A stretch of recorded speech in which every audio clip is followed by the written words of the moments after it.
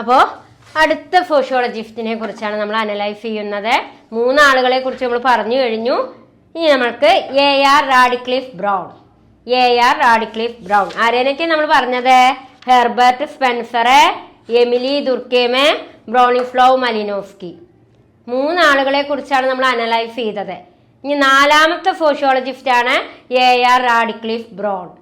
ഇപ്പൊ A.R. റാഡിക്ലിഫ് ബ്രൗണിനെ കുറിച്ച് നമ്മൾ പറയുകയാണെങ്കിൽ എന്തൊക്കെ കാര്യങ്ങളാണ് അതിൽ ഉൾപ്പെടുന്നത് എന്ന് നമുക്ക് അനലൈസ് ചെയ്യാം. കാരണം അദ്ദേഹവും ഈ മറ്റ് പഠിച്ച സോഷ്യോളജിസ്റ്റുകളെ പോലെ തന്നെ അദ്ദേഹവും സോഷ്യോളജിക്കലി റിലേറ്റഡ് ആയിട്ടുള്ള ഒരുപാട് കാര്യങ്ങൾ തന്നെയാണ് നമുക്ക് മനസ്സിലാക്കി തരുന്നത്.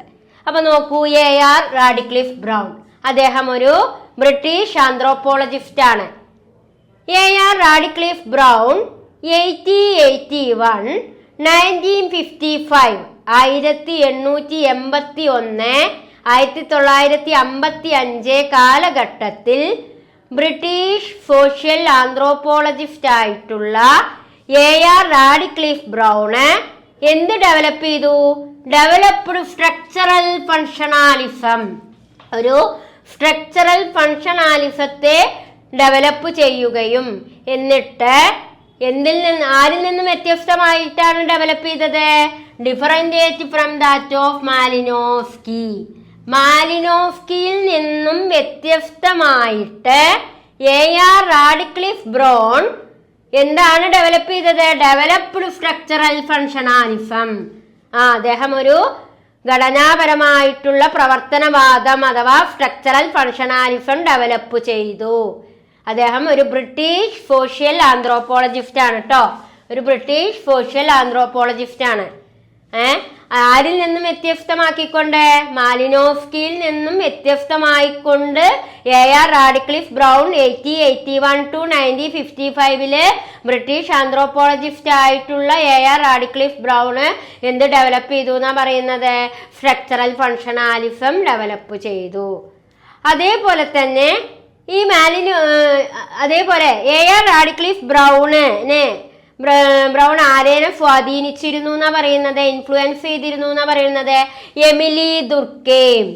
Influenced by Emile Durkheim, he argued that society should be studied as a structure of social relation rather than as a collection of individual needs.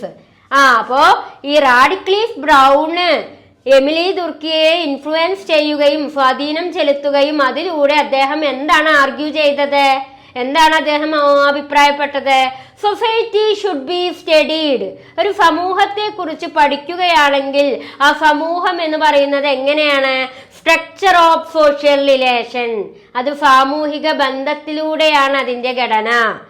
ഇപ്പൊ സമൂഹത്തെ കുറിച്ച് പഠിക്കുകയാണെങ്കിൽ സമൂഹം എന്ന് പറയുന്നത് എങ്ങനെയാണ്? സ്ട്രക്ചർ ഓഫ് സോഷ്യൽ റിലേഷൻ ആണ്. അതല്ലാതെ സാമൂഹിക ബന്ധങ്ങളുടെ ഘടന പഠിക്കണം. അതല്ലാതെ സമൂഹത്തിലെ വ്യക്തികളുടെ ആവശ്യങ്ങളെ അല്ല പഠിക്കേണ്ടത്, സമൂഹത്തിന്റെ ഘടനയുടെ ബന്ധത്തെ കുറിച്ചാണ് പഠിക്കേണ്ടത് എന്നാണ് ആര് പ്രസ്താവിച്ചത്? ഈ റാഡിക്ലിഫ് ബ്രൗൺ. ഇപ്പൊ റാഡിക്ലിഫ് ബ്രൗണ് ആരെ സ്വാധീനിച്ചിരുന്നു? എമിലി ദുർക്കേമിനെ സ്വാധീനിച്ചിരുന്നു. അങ്ങനെ അദ്ദേഹം എന്താണ് ആർഗ്യൂ ചെയ്തത്? Society should be studied as A structure of social relation rather than as A collection of individual needs. വ്യക്തികളുടെ ആവശ്യങ്ങൾ മാത്രം കളക്ട് ചെയ്താൽ പോരാ, സാമൂഹിക സോഷ്യൽ റിലേഷനെ കുറിച്ചുള്ള അറിവുണ്ടായിരിക്കണം എന്നാണ് റാഡിക്ലിഫ് ബ്രൗൺ പഠനം നടത്തിയത്. അപ്പൊ അദ്ദേഹം ഒരു ബ്രിട്ടീഷ് സോഷ്യൽ ആന്ത്രോപോളജിസ്റ്റ് ആണ്. അദ്ദേഹം സ്ട്രക്ചറൽ ഫങ്ഷണാലിസം ഡെവലപ്പ് ചെയ്തു. ആരിൽ നിന്നും വ്യത്യസ്തമായിക്കൊണ്ട്? മാലിനോവ്സ്കിയിൽ നിന്നും ഡിഫറന്റ് ആയിക്കൊണ്ടാണ് അദ്ദേഹം എന്ത് ഡെവലപ്പ് ചെയ്തത്? സ്ട്രക്ചറൽ ഫങ്ഷണാലിസം ഡെവലപ്പ് ചെയ്തത്. എന്നിട്ട് അദ്ദേഹം ആരെ സ്വാധീനിച്ചു എന്നാണ് പറയുന്നത്? എമിലി ദുർക്കേമിനെ സ്വാധീനിച്ചു. അങ്ങനെ അദ്ദേഹം ആർഗ്യൂ ചെയ്യാണ്, society should be studied as A structure of social relation rather than as A collection of individual needs.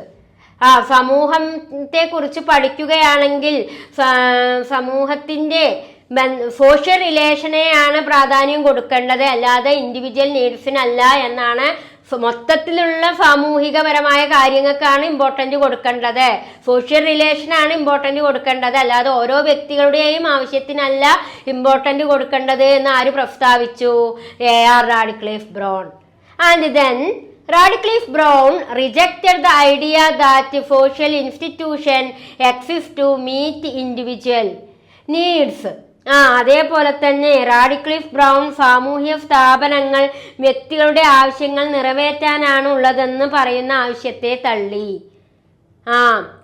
സാമൂഹ്യ സ്ഥാപനങ്ങള് സോഷ്യൽ ഇൻസ്റ്റിറ്റ്യൂഷൻ ഇൻഡിവിജ്വൽസിന്റെ നീഡ്സിനെ നിറവേറ്റാനാണ് എന്ന് പറയുന്നത് ആര് റിജക്റ്റ് ചെയ്യുക ചെയ്തത്? Radcliffe brown.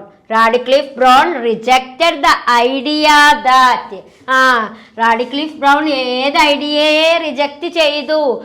Social institution exist to meet individual. സാമൂഹിക സ്ഥാപനങ്ങൾ ഇൻഡിവിജ്വൽസിന്റെ ആവശ്യത്തിന് വേണ്ടിയുള്ളതാണ് എന്ന് പറയുന്ന ആ വാദത്തെ റാഡിക്ലിഫ് ബ്രൗൺ എന്താ ചെയ്തത്?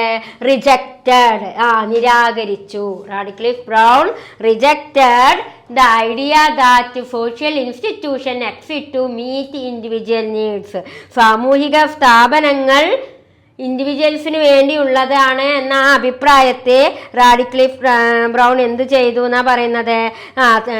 റിജക്റ്റ് ചെയ്യുകയാണ് ചെയ്തത്. The concept of necessary condition of existence.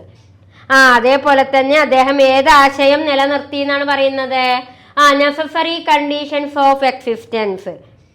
അദ്ദേഹം സമൂഹത്തിന്റെ അത്യാവശ്യ സാഹചര്യങ്ങൾ എന്ന ആശയത്തെ നിലനിർത്തുകയും ചെയ്തു. The concept of necessary condition of existence. അപ്പൊ റാഡിക്ലിഫ് ബ്രൗണ് സോഷ്യൽ ഇൻസ്റ്റിറ്റ്യൂഷൻസ് ഇൻഡിവിജ്വൽസിന് വേണ്ടിയാണ് എന്നുള്ള ആശയത്തെ റിജക്റ്റ് ചെയ്യുകയും എന്നിട്ട് എന്ത് നിലനിർത്തുകയും ചെയ്തു? നെസസറി കണ്ടീഷൻസ് ഓഫ് എക്സിസ്റ്റൻസ്, അതായത് അത്യാവശ്യ സാഹചര്യങ്ങളെ നിലനിർത്തുകയും ചെയ്തു. Meaning condition required for the survival and continuity of the social system. അതേപോലെ തന്നെ ഓരോ സമൂഹത്തിനും നിലനിൽക്കാൻ ആവശ്യമായ വ്യത്യസ്ത സാഹചര്യങ്ങളുണ്ടെന്നും അപ്പോൾ ഓരോ സമൂഹത്തിനും നിലനിൽക്കാൻ ആവശ്യമായിട്ടുള്ള എന്തുണ്ട് എന്നാണ് അദ്ദേഹം പ്രസ്താവിക്കുന്നത്? വ്യത്യസ്തപരമായിട്ടുള്ള സാഹചര്യങ്ങളും കണ്ടീഷൻസും അതേപോലെ തന്നെ സർവൈവലിങ്ങും തുടർച്ചയും ഉണ്ട് എന്നാണ് ആര് പ്രസ്താവിച്ചത്? റാഡിക്ലിഫ് ബ്രൗൺ. അപ്പൊ അദ്ദേഹം ഓരോ സമൂഹത്തിലും നിലനിൽക്കാൻ ആവശ്യമായ വ്യത്യസ്ത സാഹചര്യങ്ങളുണ്ടെന്നും അവ സംരക്ഷിക്കാനും നിലനിർത്താനും സാംസ്കാരിക പ്രവർത്തനങ്ങൾ സഹായിക്കുമെന്നും അദ്ദേഹം വ്യക്തമാക്കി. അപ്പോൾ റാഡിക്ലിഫ് ബ്രൗൺ എന്തിനെയാണ് റിജക്റ്റ് ചെയ്തത്? സോഷ്യൽ ഇൻസ്റ്റിറ്റ്യൂഷൻ ഇൻഡിവിജ്വൽസിന് മാത്രമാണ് എന്ന് പറയുന്ന കാര്യത്തെ അദ്ദേഹം റിജക്റ്റ് ചെയ്യുകയും അതേപോലെ തന്നെ നെസസറി കണ്ടീഷൻ നിലനിൽക്കുന്നുണ്ട് എന്നതിനെ സപ്പോർട്ട് ചെയ്യുകയും ചെയ്തു, പ്രപ്പോസ് ചെയ്യുകയും ചെയ്തു. അങ്ങനെ അദ്ദേഹം പറയുന്നത് എന്താണ്? ഓരോ സമൂഹത്തിനും നിലനിൽക്കാൻ എന്തുണ്ട് എന്നാ പറയുന്നത്? വ്യത്യസ്ത സാഹചര്യങ്ങളുണ്ട്. Each society has it's on set of such condition. ഓരോ സമൂഹത്തിനും നിലനിൽക്കുന്നതിന് വേണ്ടി പ്രത്യേകം സാഹചര്യങ്ങൾ ഉണ്ടെന്നും അതേപോലെ തന്നെ സാംസ്കാരിക പ്രവർത്തനങ്ങൾ സഹായിക്കുമെന്നും അദ്ദേഹം വ്യക്തമാക്കി. Each society has it's on set of. ഒരു സമൂഹം നിലനിൽക്കുന്നതിന് വ്യത്യസ്ത സാഹചര്യങ്ങളും അതേപോലെ തന്നെ പിന്നെന്താണ്? സാംസ്കാരിക പ്രവർത്തനങ്ങൾ സഹായിക്കുമെന്നും ആര് വ്യക്തമാക്കി? റാഡിക്ലിഫ് ബ്രൗൺ വ്യക്തമാക്കി. ഇപ്പൊ ഇത്രയും കാര്യങ്ങളാണ് ഈ ഒരു ഇതിൽ പറയുന്നത്. അടുത്തതായിട്ട് അദ്ദേഹം എന്താ പറയുന്നത്? He emphasized social solidarity, arguing that every society must maintain a minimum level of integration to survive. അതേപോലെ തന്നെ പിന്നെ സമൂഹത്തിന്റെ നിലനിൽപ്പിന് സോഷ്യൽ സോളിഡാരിറ്റി, സാമൂഹിക ഐക്യം അനിവാര്യമാണെന്ന് അദ്ദേഹം എടുത്തു പറയുകയാണ്. ഹി എംഫസൈസ്ഡ് പറഞ്ഞാൽ റാഡിക്ലിഫ് ബ്രൗൺ അഭിപ്രായപ്പെടുന്നു എന്ത്? Social solidarity, arguing that every society must maintain a minimum level of integration to survive. അതായത് എല്ലാ സമൂഹത്തിനും ഒരു സാമൂഹിക ഐക്യം ആവശ്യമാണ്. ആ സമൂഹം നിലനിൽക്കണമെങ്കിൽ ഒരു സാമൂഹികമായിട്ടുള്ള സോഷ്യൽ സോളിഡാരിറ്റി ആവശ്യമാണെന്ന് ആര് വ്യക്തമാക്കി എന്നാ പറയുന്നത്? റാഡിക്ലിഫ് ബ്രൗൺ വ്യക്തമാക്കി. അപ്പോൾ അദ്ദേഹം പറയുകയാണ് സമൂഹത്തിന്റെ നിലനിൽപ്പിന് എപ്പോഴും എന്താ ആവശ്യം? Social solidarity. അത് സമൂഹത്തിന്റെ നല്ല എന്തിന്റെ നിലനിൽപ്പിനും സോളിഡാരിറ്റി വേണം കേട്ടോ, ഐക്യം വേണം. ഐക്യം ഇല്ലെങ്കിൽ, യൂണിറ്റി ഇല്ലെങ്കിൽ, സോളിഡാരിറ്റി ഇല്ലെങ്കിൽ ഏത് പ്രവർത്തനവും തകിടം മറിയും. അതുകൊണ്ട് റാഡിക്ലിഫ് ബ്രൗൺ പറയാണ് സമൂഹത്തിന്റെ നിലനിൽപ്പിന് എന്താവശ്യമാണ്? Social solidarity. Social institutions such as kinship, rules and rituals function to preserve the solidarity. അതേപോലെ തന്നെ സമൂഹത്തിലെ ബന്ധങ്ങൾ, സ്ഥാപനങ്ങൾ തുടങ്ങിയൊക്കെ എന്തിന്റെ അടിസ്ഥാനത്തിൽ നിലനിൽക്കുന്നുണ്ട്? ആചാരങ്ങളുടെയും അതേപോലെ തന്നെ നിയമങ്ങളുടെയും റിച്വൽസിന്റെയും പല ആചാരങ്ങളുടെയും നിയമങ്ങളുടെയും അടിസ്ഥാനത്തിലാണ് എന്ത് ചെയ്യുന്നത്? നിലനിൽക്കുന്നത്. Social institution such as kinship, rules and rituals. അതായത് സാമൂഹിക സ്ഥാപനങ്ങൾ നിലനിൽക്കുന്നത് കിൻഷിപ്പ് റൂൾ. അതായത് കിൻഷിപ്പ് റൂൾ എന്ന് പറഞ്ഞാൽ എന്താണ്? കിൻഷിപ്പ് റൂൾസ്, കിൻഷിപ്പ് പറഞ്ഞ രക്തബന്ധം, റൂൾസ് പറഞ്ഞ പല നിയമങ്ങൾ. അപ്പൊ കുല നിയമങ്ങൾ എന്നൊക്കെ പറയും. നമ്മളെ ഓരോ ജാതിയിലുമുള്ള നിയമങ്ങളേനെയാണ് എന്ന് പറയാ കിൻഷിപ്പ് റൂള്. അപ്പോൾ സാമൂഹിക സ്ഥാപനങ്ങൾ നിലനിൽക്കുന്നത് എങ്ങനെയാണെന്നാ പറയുന്നത് അദ്ദേഹം? കിൻഷിപ്പ് റൂളിലൂടെയും റിച്വൽസ്, വിശ്വാസങ്ങളുടെയും അടിസ്ഥാനത്തിലാണ്. അവിടെയും എന്താവശ്യമാണ്? സോളിഡാരിറ്റി. അപ്പോ ഓരോ സ്ഥാപനങ്ങളും നിലനിൽക്കുന്നതിനും കിൻഷിപ്പ് റൂൾസും റിച്വൽസും ഉണ്ടെങ്കിൽ മാത്രമേ എന്ത് നിലനിൽക്കുള്ളൂ? സോളിഡാരിറ്റി നിലനിൽക്കുള്ളൂ എന്നാണ് അദ്ദേഹം അർത്ഥമാക്കിയത്. In the Andaman Islanders, he showed how rituals like weeping and dancing ceremony help resolve conflict and restore unity. Andaman Islanders, അപ്പൊ അദ്ദേഹം ഒരു പഠനം നടത്തി. റാഡിക്ലിഫ് ബ്രൗൺ ഒരു സ്റ്റഡി നടത്തി. എന്തിനെ കുറിച്ച്? ആൻഡമാൻ ഐലൻഡേഴ്സിനെ കുറിച്ച്. The Andaman Islanders, he showed how rituals like weeping and dancing ceremonies help resolve conflict and restore unity. Andaman Islanders എന്ന പഠനത്തിൽ അദ്ദേഹം അവരുടെ എന്തിനൊക്കെ കുറിച്ചാണ്? Weeping and dancing. അവരുടെ വീപ്പിംഗ് എന്ന് പറഞ്ഞാൽ കരച്ചിൽ എന്നൊക്കെ പറയും. അതിനെ കുറിച്ച്, സങ്കടമാകുന്ന അവസ്ഥയെ കുറിച്ചും അവരുടെ നൃത്തച്ചുവടുകളെ കുറിച്ചൊക്കെ അദ്ദേഹം എന്ത് നടത്തി? ഒരു പഠനം നടത്തി. The Andaman Islanders, he showed how rituals like weeping and dancing ceremony help resolve conflict and restore unity. അപ്പൊ ആൻഡമാൻ ഐലൻഡേഴ്സിലെ ആളുകളുടെ റിച്വൽസിനെ കുറിച്ച്, വിശ്വാസങ്ങളെ കുറിച്ച് റാഡിക്ലിഫ് ബ്രൗൺ എന്ത് ചെയ്തു എന്നാ പറയുന്നത്? ഒരു പഠനം നടത്തി. ആ പഠനത്തിലൂടെ അദ്ദേഹത്തിന് എന്ത് മനസ്സിലായി? പല സെറിമണീസുകളുമാണ് എന്ത് റിസോൾവ് ചെയ്യാൻ കാരണമാകുന്നത്? കോൺഫ്ലിക്റ്റും അതേപോലെ എന്ത് റീസ്റ്റോർ ചെയ്യാൻ സാധിക്കുന്നത്? യൂണിറ്റിയും. നമുക്കറിയാം, നമുക്ക് ഓണവും വിഷുവും ക്രിസ്മസും ബക്രീദൊക്കെ ഉണ്ടാകുമ്പോൾ നമ്മളുടെ ആളുകളുടെ അത്തരം സെറിമണികളാണ് നമ്മളതിനെ ഒരുമിപ്പിക്കുക അല്ലേ? അത്തരത്തിലുണ്ടാകുന്ന ആഘോഷങ്ങൾ, സെറിമണീസ് ആണ് നമ്മളേനെ പരസ്പരം കുടുംബാംഗങ്ങളേനൊക്കെ ഒരുമിപ്പിക്കുക, നാട്ടിലുള്ള ആളുകളെ ജോലി സ്ഥലങ്ങളിൽ ഒരു കൂട്ടായ്മ ഉണ്ടാകുക, ആഘോഷിക്കുക. അപ്പൊ അത്തരം അതേപോലെ അദ്ദേഹം ആളുകളുടെ സോളിഡാരിറ്റി മനസ്സിലാക്കാൻ വേണ്ടിയിട്ട് റാഡിക്ലിഫ് ബ്രൗൺ എവിടെയാണ് പഠനം നടത്തിയത്? ആൻഡമാൻ ഐലൻഡ്, ആൻഡമാൻ നിക്കോബാർ നിവാസികളെ കുറിച്ചൊരു പഠനം നടത്തി. അങ്ങനെ അദ്ദേഹത്തിന് അവിടെയുള്ള ആളുകൾ ഇങ്ങനെ ഒരുമിപ്പിക്കുന്നതിനുള്ള കാരണം അവരുടെ പല സെറിമണീസുകളിലും ആഘോഷവേളകളിലും അവർ നടത്തുന്ന ഡാൻസിങ്ങും അതേപോലെ തന്നെ അത്തരത്തിലുള്ള ആ സെറിമണീസ് അവർക്ക് എന്തിനു സഹായിച്ചു? Resolve conflict. റീസോൾവ് കോൺഫ്ലിക്റ്റ് പറഞ്ഞാൽ പലതരത്തിലുണ്ടാകുന്ന സംഘർഷങ്ങൾ റീസോൾവ് ചെയ്യുന്നതിനും അതേപോലെ തന്നെ റീസ്റ്റോർ യൂണിറ്റി നിലനിർത്തുന്നതിനും സഹായിക്കുന്നുണ്ട് എന്നാണ് അദ്ദേഹം അഭിപ്രായപ്പെട്ടത്.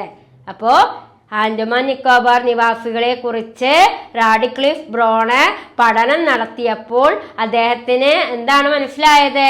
പല സെറിമണീസുകളും നടത്തപ്പെടുമ്പോഴാണ് എന്തിനു സാധിക്കുക?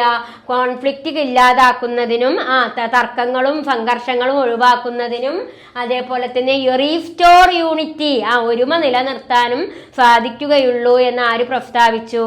റാഡിക്ലിഫ് ബ്രൗൺ പ്രസ്താവിച്ചു. പിന്നെ എന്താണ് അദ്ദേഹം പറയണത്? Radcliffe Brown viewed society as an organic whole, where every part contributes to the stability of the entire system. Radcliffe Brown viewed society as an organic whole. ഒരു സമൂഹം എന്ന് പറയുന്നത് എങ്ങനെയാണ് എന്നാ പറയുന്നത് അദ്ദേഹത്തിന്റെ കാഴ്ചപ്പാടില്?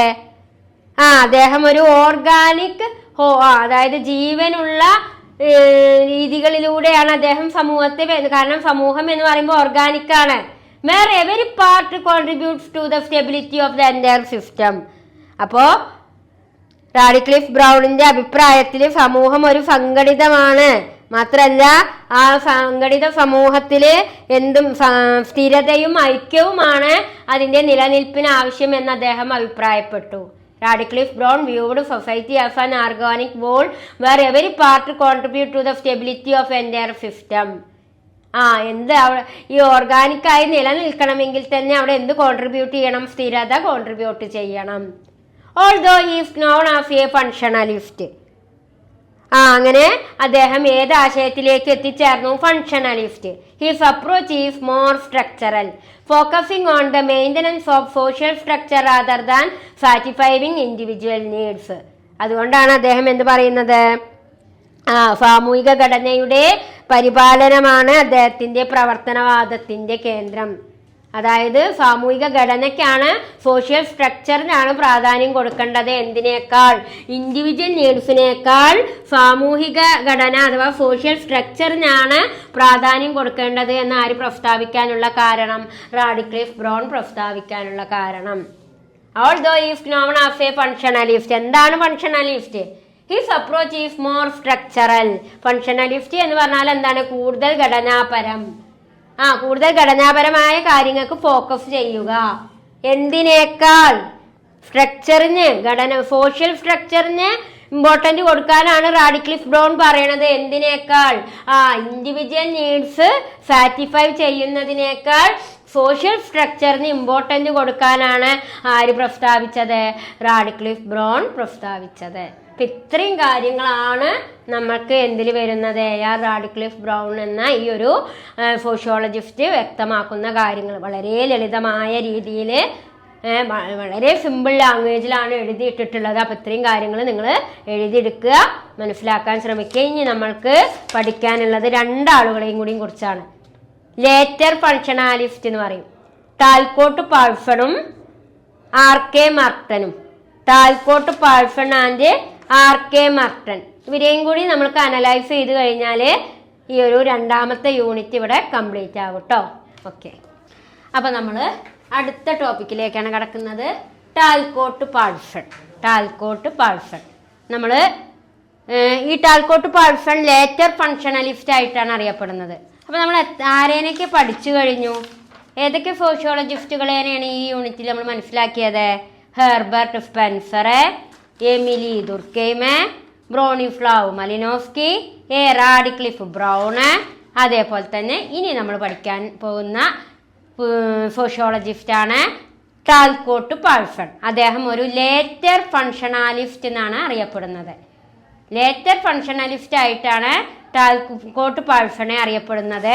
അതിൻ്റെ മുമ്പ് വരെ നമ്മൾ പഠിച്ചത് ഫൗണ്ടേഴ്സ് ഓഫ് ഫങ്ഷണലിസ്റ്റുകളെയാണ് നമ്മൾ പഠിച്ചത്. ആരൊക്കെ? ഫൗണ്ടേഴ്സ് ഓഫ് ഫങ്ഷണലിസ്റ്റുകളായിരുന്നു ഹെർബർട്ട് സ്പെൻസറും എമിലി ദുർക്കെയ്മും ബോണിസ്ലാവ് മലിനോസ്കിയും റാഡിക്ലിഫ് ബ്രൗണും. അവരേനൊക്കെ അറിയപ്പെടുക ഏത് പേരിലാണ്? Founders of functionalism. എന്നാൽ ടാൽക്കോട്ട് പാഴ്സണെ അറിയപ്പെടുന്നത് ഏത് പേരിലാണ്? Later functionalist. ലേറ്റർ ഫങ്ഷണലിസ്റ്റ് എന്ന പേരിലാണ് ടാൽക്കോട്ട് പാഴ്സണെ അറിയപ്പെടുന്നത്. അദ്ദേഹത്തിന്റെ കാലഘട്ടം നമുക്ക് നോക്കാം. 1902 1979 കാലഘട്ടമാണ്. Talcott Parson 1902 1979 was a leading American sociologist and one of the most influential functionalist theorists of the 19th century. അതായത് ടാൽക്കോട്ട് പാഴ്സൺ 20ാം നൂറ്റാണ്ടിലെ ഏറ്റവും പ്രാധാന്യമുള്ള ഒരു അമേരിക്കൻ സോഷ്യോളജിസ്റ്റ് ആണ്. 20ാം നൂറ്റാണ്ടിലെ അമേരിക്കയിലെ ഏറ്റവും പ്രാധാന്യം അർഹിക്കുന്ന ഒരു ഫങ്ഷണലിസ്റ്റ് തിയറി, സോഷ്യോളജിയിലെ ഫങ്ഷണലിസ്റ്റ് തിയറിസ്റ്റ് ആയിട്ടാണ് ആരെ അറിയപ്പെടുന്നത്? Talcott Parsons. Talcott Parsons was a leading American sociologist and one of the most influential functionalist theory of the 20th century. അതായത് 20ാം നൂറ്റാണ്ടിലെ ഏറ്റവും പ്രാധാന്യമുള്ള അമേരിക്കൻ സാമൂഹ്യ ശാസ്ത്രജ്ഞരിൽ ഒരാളാണ് ആര്? ടാൽകോട്ട് പാഴ്സൺ. അതേപോലെ തന്നെ അദ്ദേഹത്തിന്റെ വർക്കിലേക്ക് നമുക്ക് നോക്കാം. His work attempt to create a comparative theory explaining how different parts of society function together as an interconnected system. അതേപോലെ തന്നെ സമൂഹത്തിന്റെ വിവിധ ഭാഗങ്ങൾ പരസ്പര ബന്ധിതമായ ഒരു വ്യവസ്ഥയുമായി പ്രവർത്തിക്കുന്നതിനെ വിശദീകരിക്കാൻ അദ്ദേഹം ഏതുപയോഗിച്ചു? ഫങ്ഷണലിസ്റ്റ് സിദ്ധാന്തവുമായി കണക്ട് ചെയ്തു എന്നാണ് പറയുന്നത്. His work attempt to create a comparative theory explaining how different parts of society function together as an interconnected system. അതായത് അദ്ദേഹം സമൂഹത്തിന്റെ വിവിധ ഭാഗങ്ങൾ ഇന്റർ കണക്റ്റഡ് ആയ രീതിയിൽ വിശദീകരിക്കുന്നതിന് വേണ്ടി അദ്ദേഹം ഏത് തിയറിയുമായി കണക്ട് ചെയ്തു? Functional theory, society function together. അതായത് സമൂഹത്തിലെ വിവിധ ഭാഗങ്ങൾ പരസ്പര ബന്ധിതമായ രീതിയിൽ വിവരിക്കുന്നതിന് വേണ്ടി സമൂഹത്തിലെ ഏത് തിയറിയുമായി കണക്ട് ചെയ്യപ്പെട്ടു എന്നാ പറയുന്നത്? Society function together. അപ്പോൾ ഫങ്ഷണലിസ്റ്റ് തിയറിയുമായി കണക്ട് ചെയ്തുകൊണ്ടാണ് സമൂഹത്തിലെ എല്ലാ കാര്യങ്ങളും അദ്ദേഹം എന്ത് ചെയ്യാൻ തുടങ്ങിയത്? എക്സ്പ്ലെയിൻ ചെയ്തത്. His work attempt to create a comparative theory explaining how different parts of society function together as an interconnected system. സമൂഹത്തിന്റെ വിവിധ ഭാഗങ്ങൾ ഇന്റർ കണക്റ്റഡ് ആയിട്ടുള്ള വ്യവസ്ഥയുമായി പ്രവർത്തിക്കുന്നതിന് വേണ്ടി അദ്ദേഹം ഫങ്ഷണലിസ്റ്റ് സിദ്ധാന്തത്തെ മുന്നോട്ട് വെച്ചു എന്നാണ് പറയുന്നത്. Functionalism focused on understanding social system through concept like roles, norms, values and institutional structures. അതായത് പാഴ്സന്റെ ഫങ്ഷണലിസം ഫോക്കസ്ഡ് ഓൺ ടാൽകോട്ട് പാഴ്സന്റെ ഫങ്ഷണലിസം എന്തൊക്കെ കാര്യങ്ങളാണ് ഫോക്കസ് ചെയ്തത്? Understanding social system through concept, role, norms, values and institutional structures. അപ്പോ പാഴ്സന്റെ functionalism focus ചെയ്തത് എന്തൊക്കെ കാര്യങ്ങളാണ്? എന്തൊക്കെ ആശയങ്ങളായിരുന്നു?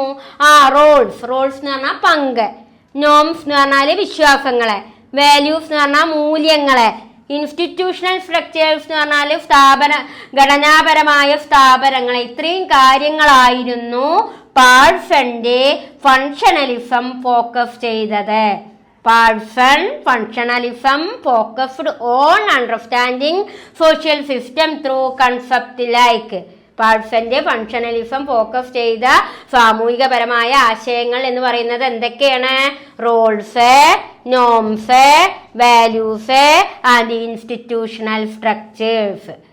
And then his major work, അദ്ദേഹത്തിന്റെ പ്രധാന കൃതി എന്ന് പറയുന്നത് ഏതാണ്? The structure of social action, 1937. 1937 Parsons introduce ചെയ്ത മേജർ വർക്കാണ് ഏത്? The structure of social action.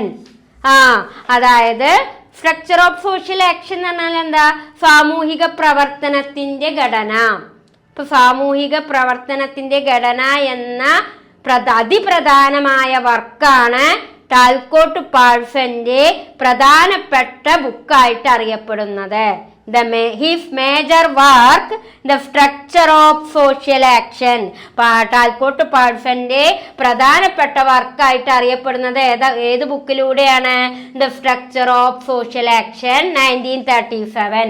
1937 അദ്ദേഹം ഇൻട്രൊഡ്യൂസ് ചെയ്ത രൂപം കൊടുത്ത the structure of social action എന്ന പുസ്തകത്തിലൂടെയാണ് അദ്ദേഹത്തിന്റെ പ്രധാനപ്പെട്ട കൃതി അറിയപ്പെടാൻ തുടങ്ങിയത്. അദ്ദേഹത്തിന്റെ പ്രധാനപ്പെട്ട കൃതിയാണ് ഏത്? The structure of social action 1937. 1937 അദ്ദേഹം ഇൻട്രൊഡ്യൂസ് ചെയ്ത സ്ട്രക്ചർ ഓഫ് സോഷ്യൽ ആക്ഷൻ. അതേപോലെ തന്നെ എന്താണ് അദ്ദേഹം അതിലൂടെ പറയുന്നത്? the idea that the human action is shaped by shared norms and value. മനുഷ്യരുടെ പ്രവർത്തനങ്ങൾ പങ്കുവെക്കുന്നത് മൂല്യങ്ങളും മാനദണ്ഡങ്ങളുമാണ്, നോംസും വാല്യൂസും ആണ്. The idea that the human action എന്ന് പറഞ്ഞാൽ എന്താ?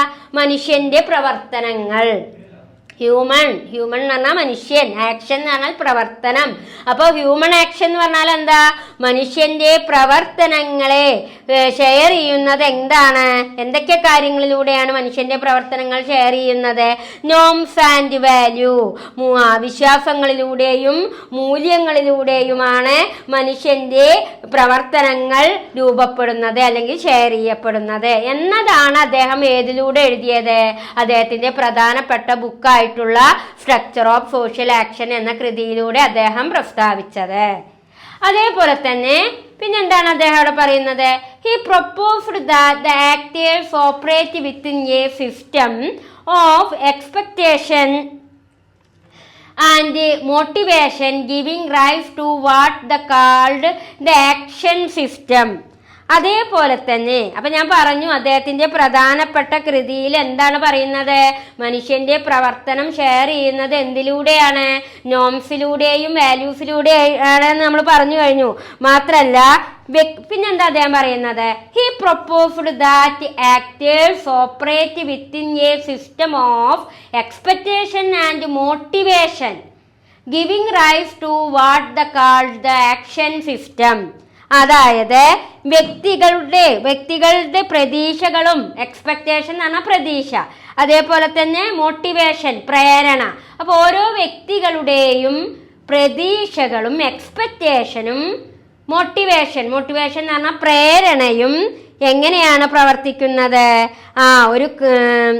ഇവയെല്ലാം എന്തിലടങ്ങിയിട്ടുണ്ട് എന്നാ പറയുന്നത്? Action system. ഓരോരുത്തരുടെയും പ്രവർത്തനങ്ങളിൽ അടങ്ങിയിട്ടുണ്ട്. ഓരോ വ്യക്തികളുടെയും എക്സ്പെക്ടേഷൻ എന്ന് പറഞ്ഞാൽ പ്രതീക്ഷ, ഞാൻ ഇന്നത് നേടും, ഞാൻ ഇന്ന് ഇന്ന കാര്യം നേടും, അതാണ് എക്സ്പെക്ടേഷൻ എന്നറിയാം. മോട്ടിവേഷൻ എന്ന് പറയുമ്പോൾ എന്താണ്? പ്രേരണയാണ് അല്ലെ? ഒരാളേനെ ഒരു നല്ല രീതിയിലേക്ക് എത്തിക്കാൻ നമ്മൾ നൽകുന്ന ആ ഒരു ഉൾപ്രേരണ എന്ന് പറയും, അതാണ് മോട്ടിവേഷൻ. അപ്പൊ ആ എക്സ്പെക്ടേഷൻ ആയാലും മോട്ടിവേഷൻ ആയാലും അത് എന്തിലൂടെയാണ് ഉണ്ടാവുക എന്നാ പറയുന്നത്? Action system. മനുഷ്യന്റെ പ്രവർത്തനങ്ങളിലൂടെയാണ് ഉണ്ടാകുക. മനുഷ്യൻ പ്രവർത്തിക്കണം, മനുഷ്യന്റെ ആക്ഷൻസിലൂടെയാണ് എന്തൊക്കെ ഉണ്ടാവുക എന്നാണ് പറയണത്. മോട്ടിവേഷൻ ആയാലും എക്സ്പെക്ടേഷൻ ആയാലും അതൊക്കെ നടക്കണമെങ്കിൽ ഒരു വ്യക്തി എന്ത് ചെയ്യണം? പ്രവർത്തിക്കണം. അല്ലാതെ ഒന്നും ചെയ്യാതെ മടിയന്മാരായി ഇരുന്ന് കഴിഞ്ഞാൽ എക്സ്പെക്ടേഷനും ഉണ്ടാവില്ല, മോട്ടിവേഷനും ഉണ്ടാവില്ല. ഒരു വ്യക്തിയിൽ എക്സ്പെക്ടേഷനും മോട്ടിവേഷനും ഉണ്ടാകണമെങ്കിൽ എന്ത് ചെയ്യണം എന്നാണ് ടാൽക്കോട്ട് പാഴ്സൺ പറയുന്നത്. ആ വ്യക്തിയുടെ ആക്ഷനാണ് ആ വ്യക്തിയെ എന്തിലേക്ക് നയിക്കുക? എക്സ്പെക്ടേഷനിലേക്കും മോട്ടിവേഷനിലേക്കും നയിക്കുന്നത് എന്ന് ആര് പ്രസ്താവിച്ചു? ടാൽക്കോട്ട് പാഴ്സൺ പ്രസ്താവിച്ചു. അപ്പൊ കുട്ടികളെ, ഇവരെ പോലെയുള്ള ആളുകളുടെ തിയറി വെറും സോഷ്യോളജിക്കൽ തിയറികളാണിത്. ഇത് അവർ പറയുന്ന അതേ ലെവലിൽ തന്നെ നമുക്ക് പറഞ്ഞു. മാക്സിമം ഞാനത് ഷോർട്ടാക്കി ഇട്ടിട്ടുണ്ട്, എങ്കിലും നമ്മൾ അവർ പറയുന്ന ആ രീതിയിൽ തന്നെ മനസ്സിലാക്കണം. അപ്പൊ ടാൽക്കോട്ട് പാഴ്സന്റെ അതിപ്രധാനമായ ബുക്കാണ് സോഷ്യൽ ആക്ഷൻ എന്ന പുസ്തകം. അതെന്നാ അദ്ദേഹം ഇൻട്രൊഡ്യൂസ് ചെയ്തത്? 1937. അദ്ദേഹം ആ ബുക്കിലൂടെ എന്താണ് നമുക്ക് പറഞ്ഞു തരുന്നത്? മനുഷ്യന്റെ ആക്ഷൻ എന്ന് പറയുന്നത് എന്തിലേക്ക് ഷെയർ ചെയ്യപ്പെടുന്നു? നോംസിലേക്കും വാല്യൂസിലേക്കും ഷെയർ ചെയ്യുന്നുണ്ട്. അതേപോലെ തന്നെ ഇറ്റ് പ്രൊപ്പോസ്ഡ് ദാറ്റ് ആക്ടേഴ്സ്, ഓരോ ആക്ടേഴ്സിൽ നിന്നും എന്തുണ്ടാകും? മനുഷ്യന്റെ ഓരോ പ്രവർത്തനത്തിൽ നിന്നാണ് എന്തുണ്ടാകുന്നത്? എക്സ്പെക്ടേഷനും മോട്ടിവേഷനും, പ്രതീക്ഷയും പ്രേരണയും അപ്പോൾ എക്സ്പെക്റ്റേഷനും മോട്ടിവേഷനും ഉണ്ടാകുന്നത് മനുഷ്യന്റെ ആക്ഷനിലൂടെ, പ്രവർത്തനത്തിലൂടെയാണ് എന്നാണ് ആരിവിടെ പ്രസ്താവിച്ചത്? ടാൽക്കോട്ട് പാഴ്സൺ അദ്ദേഹത്തിന്റെ പ്രധാനപ്പെട്ട ഒരു സ്ട്രക്ചർ ഓഫ് സോഷ്യൽ ആക്ഷൻ എന്ന ബുക്കിലൂടെ നമുക്ക് അനലൈസ് ചെയ്തു തന്നത്. അടുത്തതായിട്ട് എന്താ പറയുന്നത്? Parson identified 3 types of action motive. Parson നമുക്ക് 3 types ഓഫ് ആക്ഷൻ പറഞ്ഞു തരുന്നുണ്ട്. പാഴ്സൺ, ഇത് ഇമ്പോർട്ടന്റ് ആണ് കേട്ടോ കുട്ടികളെ. Parson identified 3 types of action motive. Parson 3 രീതിയിലുള്ള ആക്ഷൻ മോട്ടീവ്സ് ആണ് നമുക്ക് പറഞ്ഞു തരുന്നത്. കോൺജിനിറ്റീവ്, കാതറ്റിക്, ഇവാലുവേറ്റീവ്. എന്താണ് കോൺജിനിറ്റീവ് പറഞ്ഞാല്? നീഡ് ഫോർ ഇൻഫർമേഷൻ എന്ന് പറയും. വിവരവും അറിവും നേടുന്ന ആവശ്യം. ഇപ്പൊ പാഴ്സൺ മനുഷ്യന്റെ പ്രവർത്തനത്തെ 3 രീതിയിൽ തിരിച്ചു. Talcott Parsons identified 3 types of action motive. Action മോട്ടീവിനെ പാഴ്സൺ 3 രീതിയിലാണ് തരംതിരിച്ചത്. കോൺജിനിറ്റീവ്, കാതറ്റിക്, ഇവാലുവേറ്റീവ്. കോൺജിനിറ്റീവ് എന്ന് പറഞ്ഞാൽ എന്താ? കോൺജിനിറ്റീവ് പറഞ്ഞാൽ നീഡ് ഫോർ ഇൻഫർമേഷൻ, വിവരവും അറിവും നേടുന്ന ആവശ്യം. വിവരവും അറിവും ഉണ്ടാവുമെങ്കിലേ നമുക്ക് ആക്ഷൻസ് ഉണ്ടാവുള്ളൂ. വിവരവും അറിവും ഇല്ലെങ്കിൽ നമ്മൾ അവിടെ സ്റ്റക്കാണ്. എല്ലാവർക്കും ചിലപ്പോൾ വിവരം എന്ന് പറയുന്നത് ഒരു എഡ്യൂക്കേഷൻ മാത്രമല്ല, ഒരു ജനറൽ ആയിട്ടുള്ള ഒരു പേഴ്സണാലിറ്റി മനുഷ്യന് വേണം. അപ്പോഴേ അവന് എന്തുണ്ടാവുള്ളൂ? ആക്ഷൻസ് ഉണ്ടാവുള്ളൂ. അപ്പോൾ ഒരു മനുഷ്യൻ എക്സ്പെക്റ്റേഷൻ ചെയ്യണമെങ്കിലും മോട്ടിവേഷൻ ചെയ്യണമെങ്കിലും അവന് ആക്ഷൻ വേണമെന്ന് പറഞ്ഞു. ഞാൻ ആക്ഷൻ എവിടുന്നാ കിട്ടുക? 3 രീതിയിലാണ് മനുഷ്യനെ ആക്ഷൻ ഐഡന്റിഫൈ ചെയ്യുന്നത്. ഏതൊക്കെ രീതിയിലാണ്? കോൺജിനിറ്റീവ് പറഞ്ഞാൽ നമ്മളിൽ ലഭ്യമായ വിവരവും അറിവും, നീഡ് ഫോർ ഇൻഫർമേഷൻ. അതേപോലെ കാതറ്റിക്, ഇമോഷണൽ അറ്റാച്ച്മെന്റ്, മാനസികപരമായിട്ടുള്ള വൈകാരിക ബന്ധം എന്നൊക്കെ പറയും, emotional attachment. And evaluate, need for value orientation, മൂല്യാധിഷ്ഠിതമായ തീരുമാനങ്ങളും വിലയിരുത്തലുകളും. ഇതിലൂടെ ഈ 3 കാര്യത്തിലൂടെയാണ് മനുഷ്യന് എന്തുണ്ടായിരിക്കുക? ആക്ഷൻ, പ്രവർത്തനം ഉണ്ടാകുക. മനുഷ്യന്റെ പ്രവർത്തനം 3 രീതിയിലൂടെയാണ്. ഏതൊക്കെ? കോൺജിനിറ്റീവ് പറഞ്ഞാൽ നീഡ് ഫോർ ഇൻഫർമേഷൻ. കാതറ്റിക് പറഞ്ഞാൽ ഇമോഷണൽ അറ്റാച്ച്മെന്റ്. ഇവാലുവേറ്റീവ് പറഞ്ഞാൽ എന്താണ്? വിലയിരുത്തുക. വാല്യൂ ഓറിയന്റേഷൻ എന്ന് പറയും. അതായത് മൂല്യാധിഷ്ഠിതമായ തീരുമാനങ്ങളുടെ വിലയിരുത്തൽ. ഈ 3 കാര്യത്തിലൂടെയാണ് മനുഷ്യന്റെ എന്ത് പ്രവർത്തനം നടക്കുക? ആക്ഷൻ, പല ആക്ടിവിറ്റികളും നടക്കപ്പെടുന്നത്. ആക്ടിവിറ്റികൾ നടത്തപ്പെടുമ്പോഴേ എന്തിന് കഴിയൂ? എക്സ്പെക്റ്റേഷൻ ചെയ്യാനും മോട്ടിവേഷൻ ചെയ്യാനും സാധിക്കുകയുള്ളൂ. അടുത്തതായിട്ട് എന്താ പറയണത്? He emphasized integration within and between 3 systems. The social system, cultural system and personality system. അതായത് പാഴ്സൺ സാമൂഹിക വ്യവസ്ഥയെ 3 സിസ്റ്റത്തിലൂടെ തരംതിരിച്ചു. He emphasized integration within and between 3 systems. 3 സിസ്റ്റമാണ് അദ്ദേഹം പറയണത്. ഏതൊക്കെയാണ്? സോഷ്യൽ സിസ്റ്റം, സാമൂഹിക വ്യവസ്ഥ എന്നും, പിന്നെ കൾച്ചറൽ സിസ്റ്റം, സാംസ്കാരിക വ്യവസ്ഥ എന്നും, പേഴ്സണാലിറ്റി സിസ്റ്റം, വ്യക്തിത്വ വ്യവസ്ഥ എന്നും. അപ്പോൾ പാഴ്സൺ ഈ ഒരു ഇന്റഗ്രേഷനെ 3 രീതിയിലാണ് തരംതിരിച്ചത്. ഇന്റഗ്രേഷൻ എന്ന് പറഞ്ഞാൽ കൂട്ടായ്മ. ആ കൂട്ടായ്മയെ 3 രീതിയിൽ തരംതിരിച്ചു. ഏതൊക്കെയാണ്? സോഷ്യൽ സിസ്റ്റം എന്നും, കൾച്ചറൽ സിസ്റ്റം എന്നും, പേഴ്സണാലിറ്റി സിസ്റ്റം എന്നും. He emphasized integration within and between 3 systems. ഇന്റഗ്രേഷൻ എന്ന് പറഞ്ഞാൽ കൂട്ടായ്മ. മനുഷ്യരുടെ കൂട്ടായ്മയെ അദ്ദേഹം 3 രീതിയിൽ തരംതിരിച്ചു. Social system, cultural system, personality system. Together the system from a stable social order through interdependence. അതേപോലെ തന്നെ പിന്നെന്താണ് പറയുന്നത്? ഇവ തമ്മിൽ പരസ്പരം എന്താണ്? ഇന്റർഡിപ്പെൻഡന്റ് ആണ്, പരസ്പരം ആശ്രിതത്വമാണ്. അവ തമ്മിലുള്ള ബന്ധം സമൂഹത്തിന്റെ സ്ഥിരതയും ക്രമവും നിലനിർത്തണമെങ്കിൽ എങ്ങനെ ആയിരിക്കണം? ഇന്റർഡിപ്പെൻഡ് ആയിരിക്കണം. Together the system. അപ്പൊ ഈ 3 സിസ്റ്റം എങ്ങനെ ആയിരിക്കണം? സ്റ്റേബിളും ആയിരിക്കണം, സോഷ്യൽ ഓർഡറും ആയിരിക്കണം. അങ്ങനെ സ്റ്റേബിളും സോഷ്യൽ ഓർഡറും ആവണമെങ്കിൽ ഇവ പരസ്പരം എന്ത് ചെയ്യണം എന്നാ പറയണത്? ഇന്റർഡിപ്പെൻഡൻസ്, പരസ്പരം ആശ്രയിച്ചിരിക്കണം. ഇവ തമ്മിലുള്ള ബന്ധമാണ് സമൂഹത്തിൽ സ്റ്റേബിൾ എന്ന് പറഞ്ഞാൽ സ്ഥിരതയും സാമൂഹ്യ ക്രമവും നിലനിർത്തുന്നത്. അതുകൊണ്ട് ഇവ എങ്ങനെ ആയിരിക്കണം എന്നാ പറയുന്നത്? ഇന്റർ ഡിപ്പെൻഡൻസ് ആയിരിക്കണം. ഈ 3 സോഷ്യൽ സിസ്റ്റവും കൾച്ചറൽ സിസ്റ്റവും പേഴ്സണാലിറ്റി സിസ്റ്റവും ഇന്റർ ഡിപ്പെൻഡ് ആവണം എന്ന് പറയാനുള്ള കാരണം എന്താ? ഇത് സ്റ്റേബിൾ ആവണമെങ്കിലും സോഷ്യൽ ഓർഡർ ആവണമെങ്കിലും ഇവ 3ഉം പരസ്പരം എന്തായിരിക്കണം? ഇന്റർ ഡിപ്പെൻഡൻസ് ആയിരിക്കണം. അടുത്തതായിട്ട് എന്താ അവിടെ പറയുന്നത് നോക്കൂ. Another important idea is institutionalisation. അതേപോലെ തന്നെ another important idea is institutionalisation, the process through which social role and norms become stabilised, forming the structure of a social system. അതേപോലെ തന്നെ അദ്ദേഹം മുന്നോട്ട് വെച്ച മറ്റൊരു പ്രധാന ആശയമായിരുന്നു എന്ത്? ഇൻസ്റ്റിറ്റ്യൂഷണലൈസേഷൻ. അതായത് ഇൻസ്റ്റിറ്റ്യൂഷണലൈസേഷൻ എന്ന് പറയുമ്പോൾ എന്താണ്? Process through which social role and norms become stabilised, forming the structure of social system. അത് പെരുമാറ്റങ്ങളും പിന്നെന്താണ് അതേപോലെ തന്നെ വിശ്വാസങ്ങളും അടങ്ങിയിട്ടുള്ള ഒരു സാമൂഹിക സമ്പ്രദായമാണ് എന്നാ പറയുന്നത്. അപ്പോൾ അദ്ദേഹം മുന്നോട്ട് വെച്ച മറ്റൊരു ഐഡിയ ആയിരുന്നു ഇൻസ്റ്റിറ്റ്യൂഷണലൈസേഷൻ.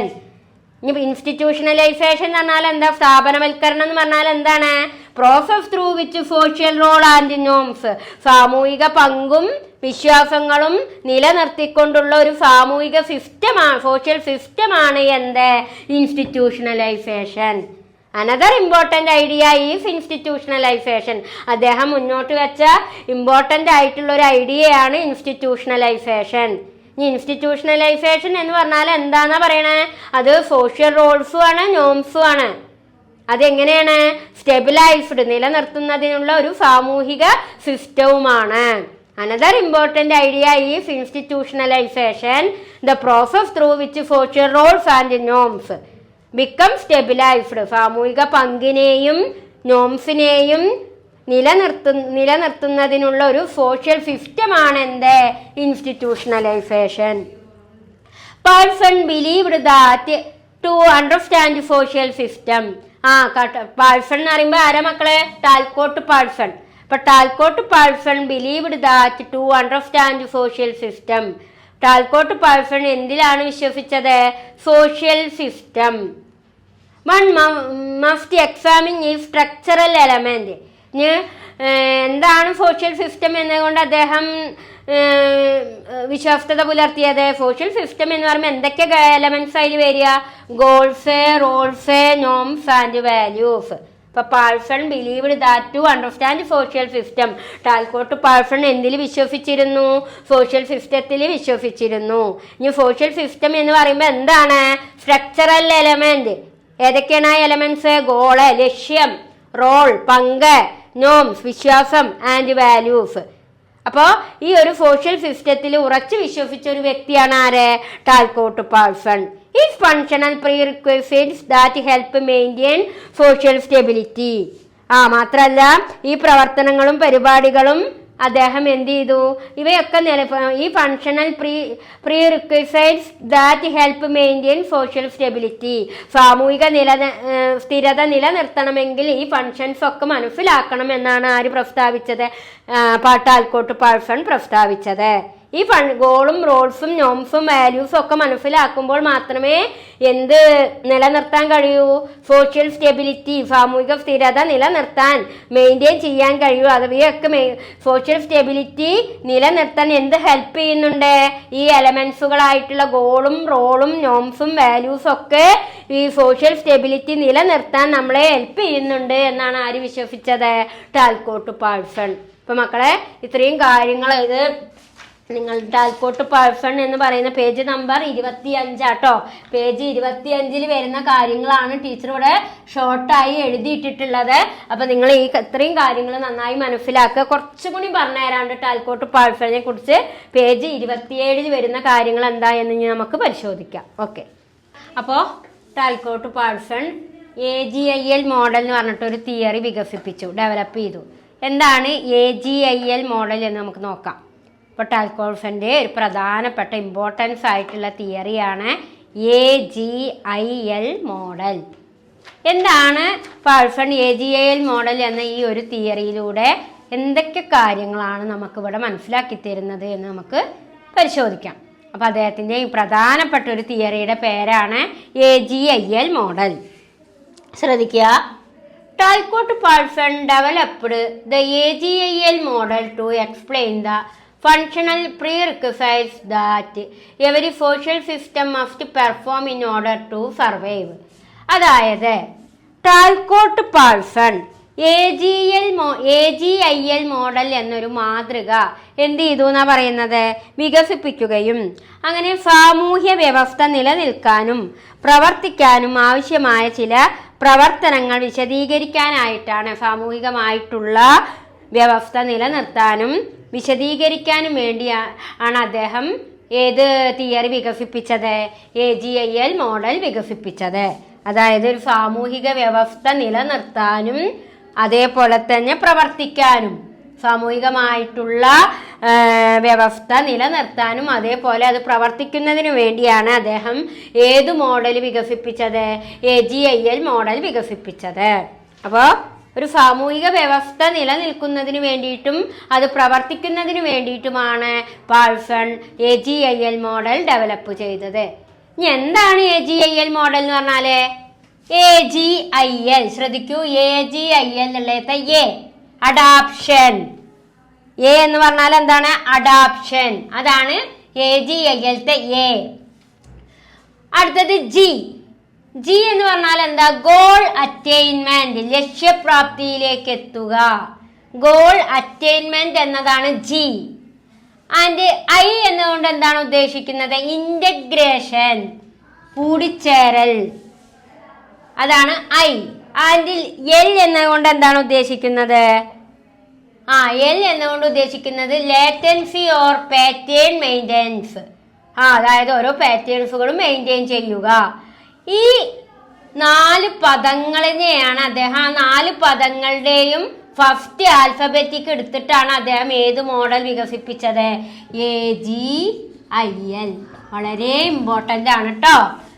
ടാൽക്കോട്ട് പാൾസന്റെ ഒരു ഇമ്പോർട്ടൻ്റ് തിയറിയാണ് AGIL.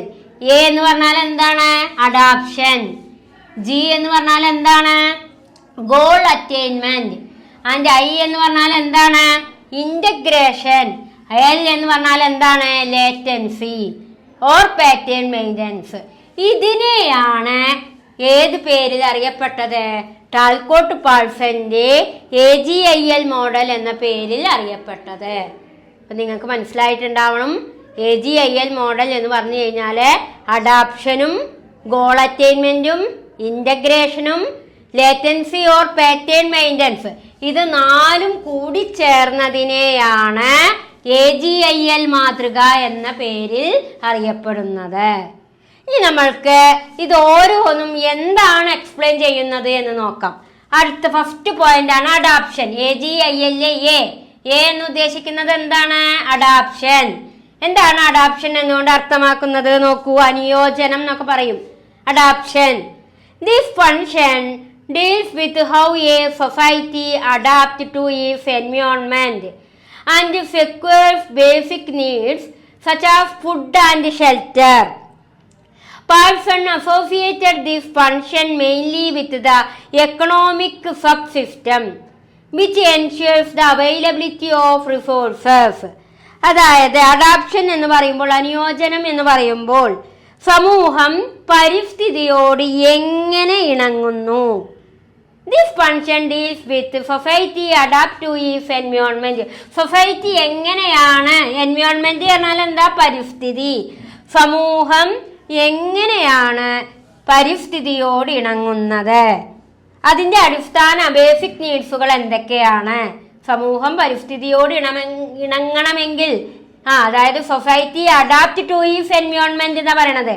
അപ്പൊ സൊസൈറ്റി എൻവയോൺമെന്റിനോട് അഡാപ്റ്റ് ചെയ്യണമെങ്കിൽ അതിന്റെ ബേസിക് നീഡ്സുകൾ എന്തൊക്കെയാണ്, such as food and shelter, ഭക്ഷണവും അതേപോലെ തന്നെ പാർപ്പിടവുമാണ്. അപ്പോ ടാൽക്കോട്ട് പാൾസൺ ഡെവലപ്പ് ചെയ്ത പ്രധാനപ്പെട്ട ഇമ്പോർട്ടൻ്റ് ആയ ഒരു തിയറിയാണ് AGIL മോഡൽ. അതിന്റെ AGILത്തെ A എന്ന് പറഞ്ഞാൽ എന്താണ്, അഡാപ്ഷൻ. ഇനി അഡാപ്ഷൻ എന്നുകൊണ്ട് എന്താണ് ഇവിടെ എക്സ്പ്ലെയിൻ ചെയ്യുന്നത്? Society adapt two is environment. സമൂഹം എങ്ങനെയാണ് സൊസൈറ്റിയിൽ അഡാപ്റ്റ് ചെയ്യപ്പെടുന്നത്? അതെന്തിന്റെ അടിസ്ഥാനത്തിലാണ്? ബേസിക് നീഡ്സ് പറഞ്ഞാൽ അടിസ്ഥാന ആവശ്യങ്ങളുടെ അടിസ്ഥാനത്തിൽ. ഏതൊക്കെയാണ് അടിസ്ഥാന ആവശ്യങ്ങൾ? ഫുഡ് ആൻഡ് ഷെൽട്ടർ, ഭക്ഷണവും പാർപ്പിടവും. Person associate this function mainly with the economic system which ensure the availability of resources. അതുകൊണ്ട് തന്നെ ഈ പ്രവർത്തനം പേഴ്സൺ സാമ്പത്തിക സിസ്റ്റമായിട്ടും അതേപോലെ തന്നെ ഏതാണ് അവൈലബിലിറ്റി, അതായത് വിഭവങ്ങളുടെ ലഭ്യതയുമായിട്ടാണ് പേഴ്സൺ ഈ സിസ്റ്റത്തെ കണ്ടത്. അപ്പോൾ ടാൽകോട്ട് പേഴ്സന്റെ ഇമ്പോർട്ടൻ്റ് ആയിട്ടുള്ള ഒരു തിയറിയാണ് AGIL മോഡൽ. AGIL model 4 സ്റ്റെപ്പാണുള്ളത്. പറഞ്ഞാൽ അഡാപ്ഷൻ എന്ന് പറഞ്ഞാൽ എന്താണ് അദ്ദേഹം ഉദ്ദേശിക്കുന്നത്? സൊസൈറ്റി എങ്ങനെയാണ് എൻവയോൺമെന്റുമായിട്ട് ഇണങ്ങുന്നത്, അതിന്റെ ബേസിക് നീഡ്സ് എന്താണ്? ബേസിക് നീഡ്സ് പറയുമ്പോൾ ഫുഡും ഷെൽട്ടറുമാണ്, ഭക്ഷണവും പാർപ്പിടവുമാണ്. അതുകൊണ്ട് തന്നെ പേഴ്സൺ അസോസിയേറ്റ് ദിസ് ഫംഗ്ഷൻ, ഈ ഫംഗ്ഷനെ പേഴ്സൺ എന്തുമായിട്ടാണ് അസോസിയേറ്റ് ചെയ്യുന്നത്? Economic subsystem and availability of resources, വിഭവങ്ങളുടെ ലഭ്യതയും സാമ്പത്തിക പ്രക്രിയകളുമായിട്ടാണ് ഈ ഒരു തിയറിയെ അസോസിയേറ്റ് ചെയ്യുന്നത്, പേഴ്സൺ അസോസിയേറ്റ് ചെയ്യുന്നത്. ഇതിനെയാണ് അഡാപ്ഷൻ എന്ന് പറയുക കേട്ടോ. അഡാപ്ഷനിലെ AGIL മോഡലില് ആണ് നമ്മൾ പറഞ്ഞു കഴിഞ്ഞത് അഡാപ്ഷൻ. ഇനി AGIL മോഡലില് G ആണ് പറയണത്. എന്താ? Goal attainment. പറഞ്ഞാൽ എന്താ? ഗോൾ എന്ന് പറഞ്ഞാൽ എന്താ? ലക്ഷ്യം. അറ്റൈൻമെന്റ് പറഞ്ഞാൽ നേടിയെടുക്കുക. അപ്പൊ ലക്ഷ്യം നേടിയെടുക്കുക. AGIL മോഡലിലെ രണ്ടാമത്തെ G എന്ന പദത്തിന്റെ ഫുൾ ഫോം ആണ് goal attainment. This refers to the determination and the achievements of collective goal.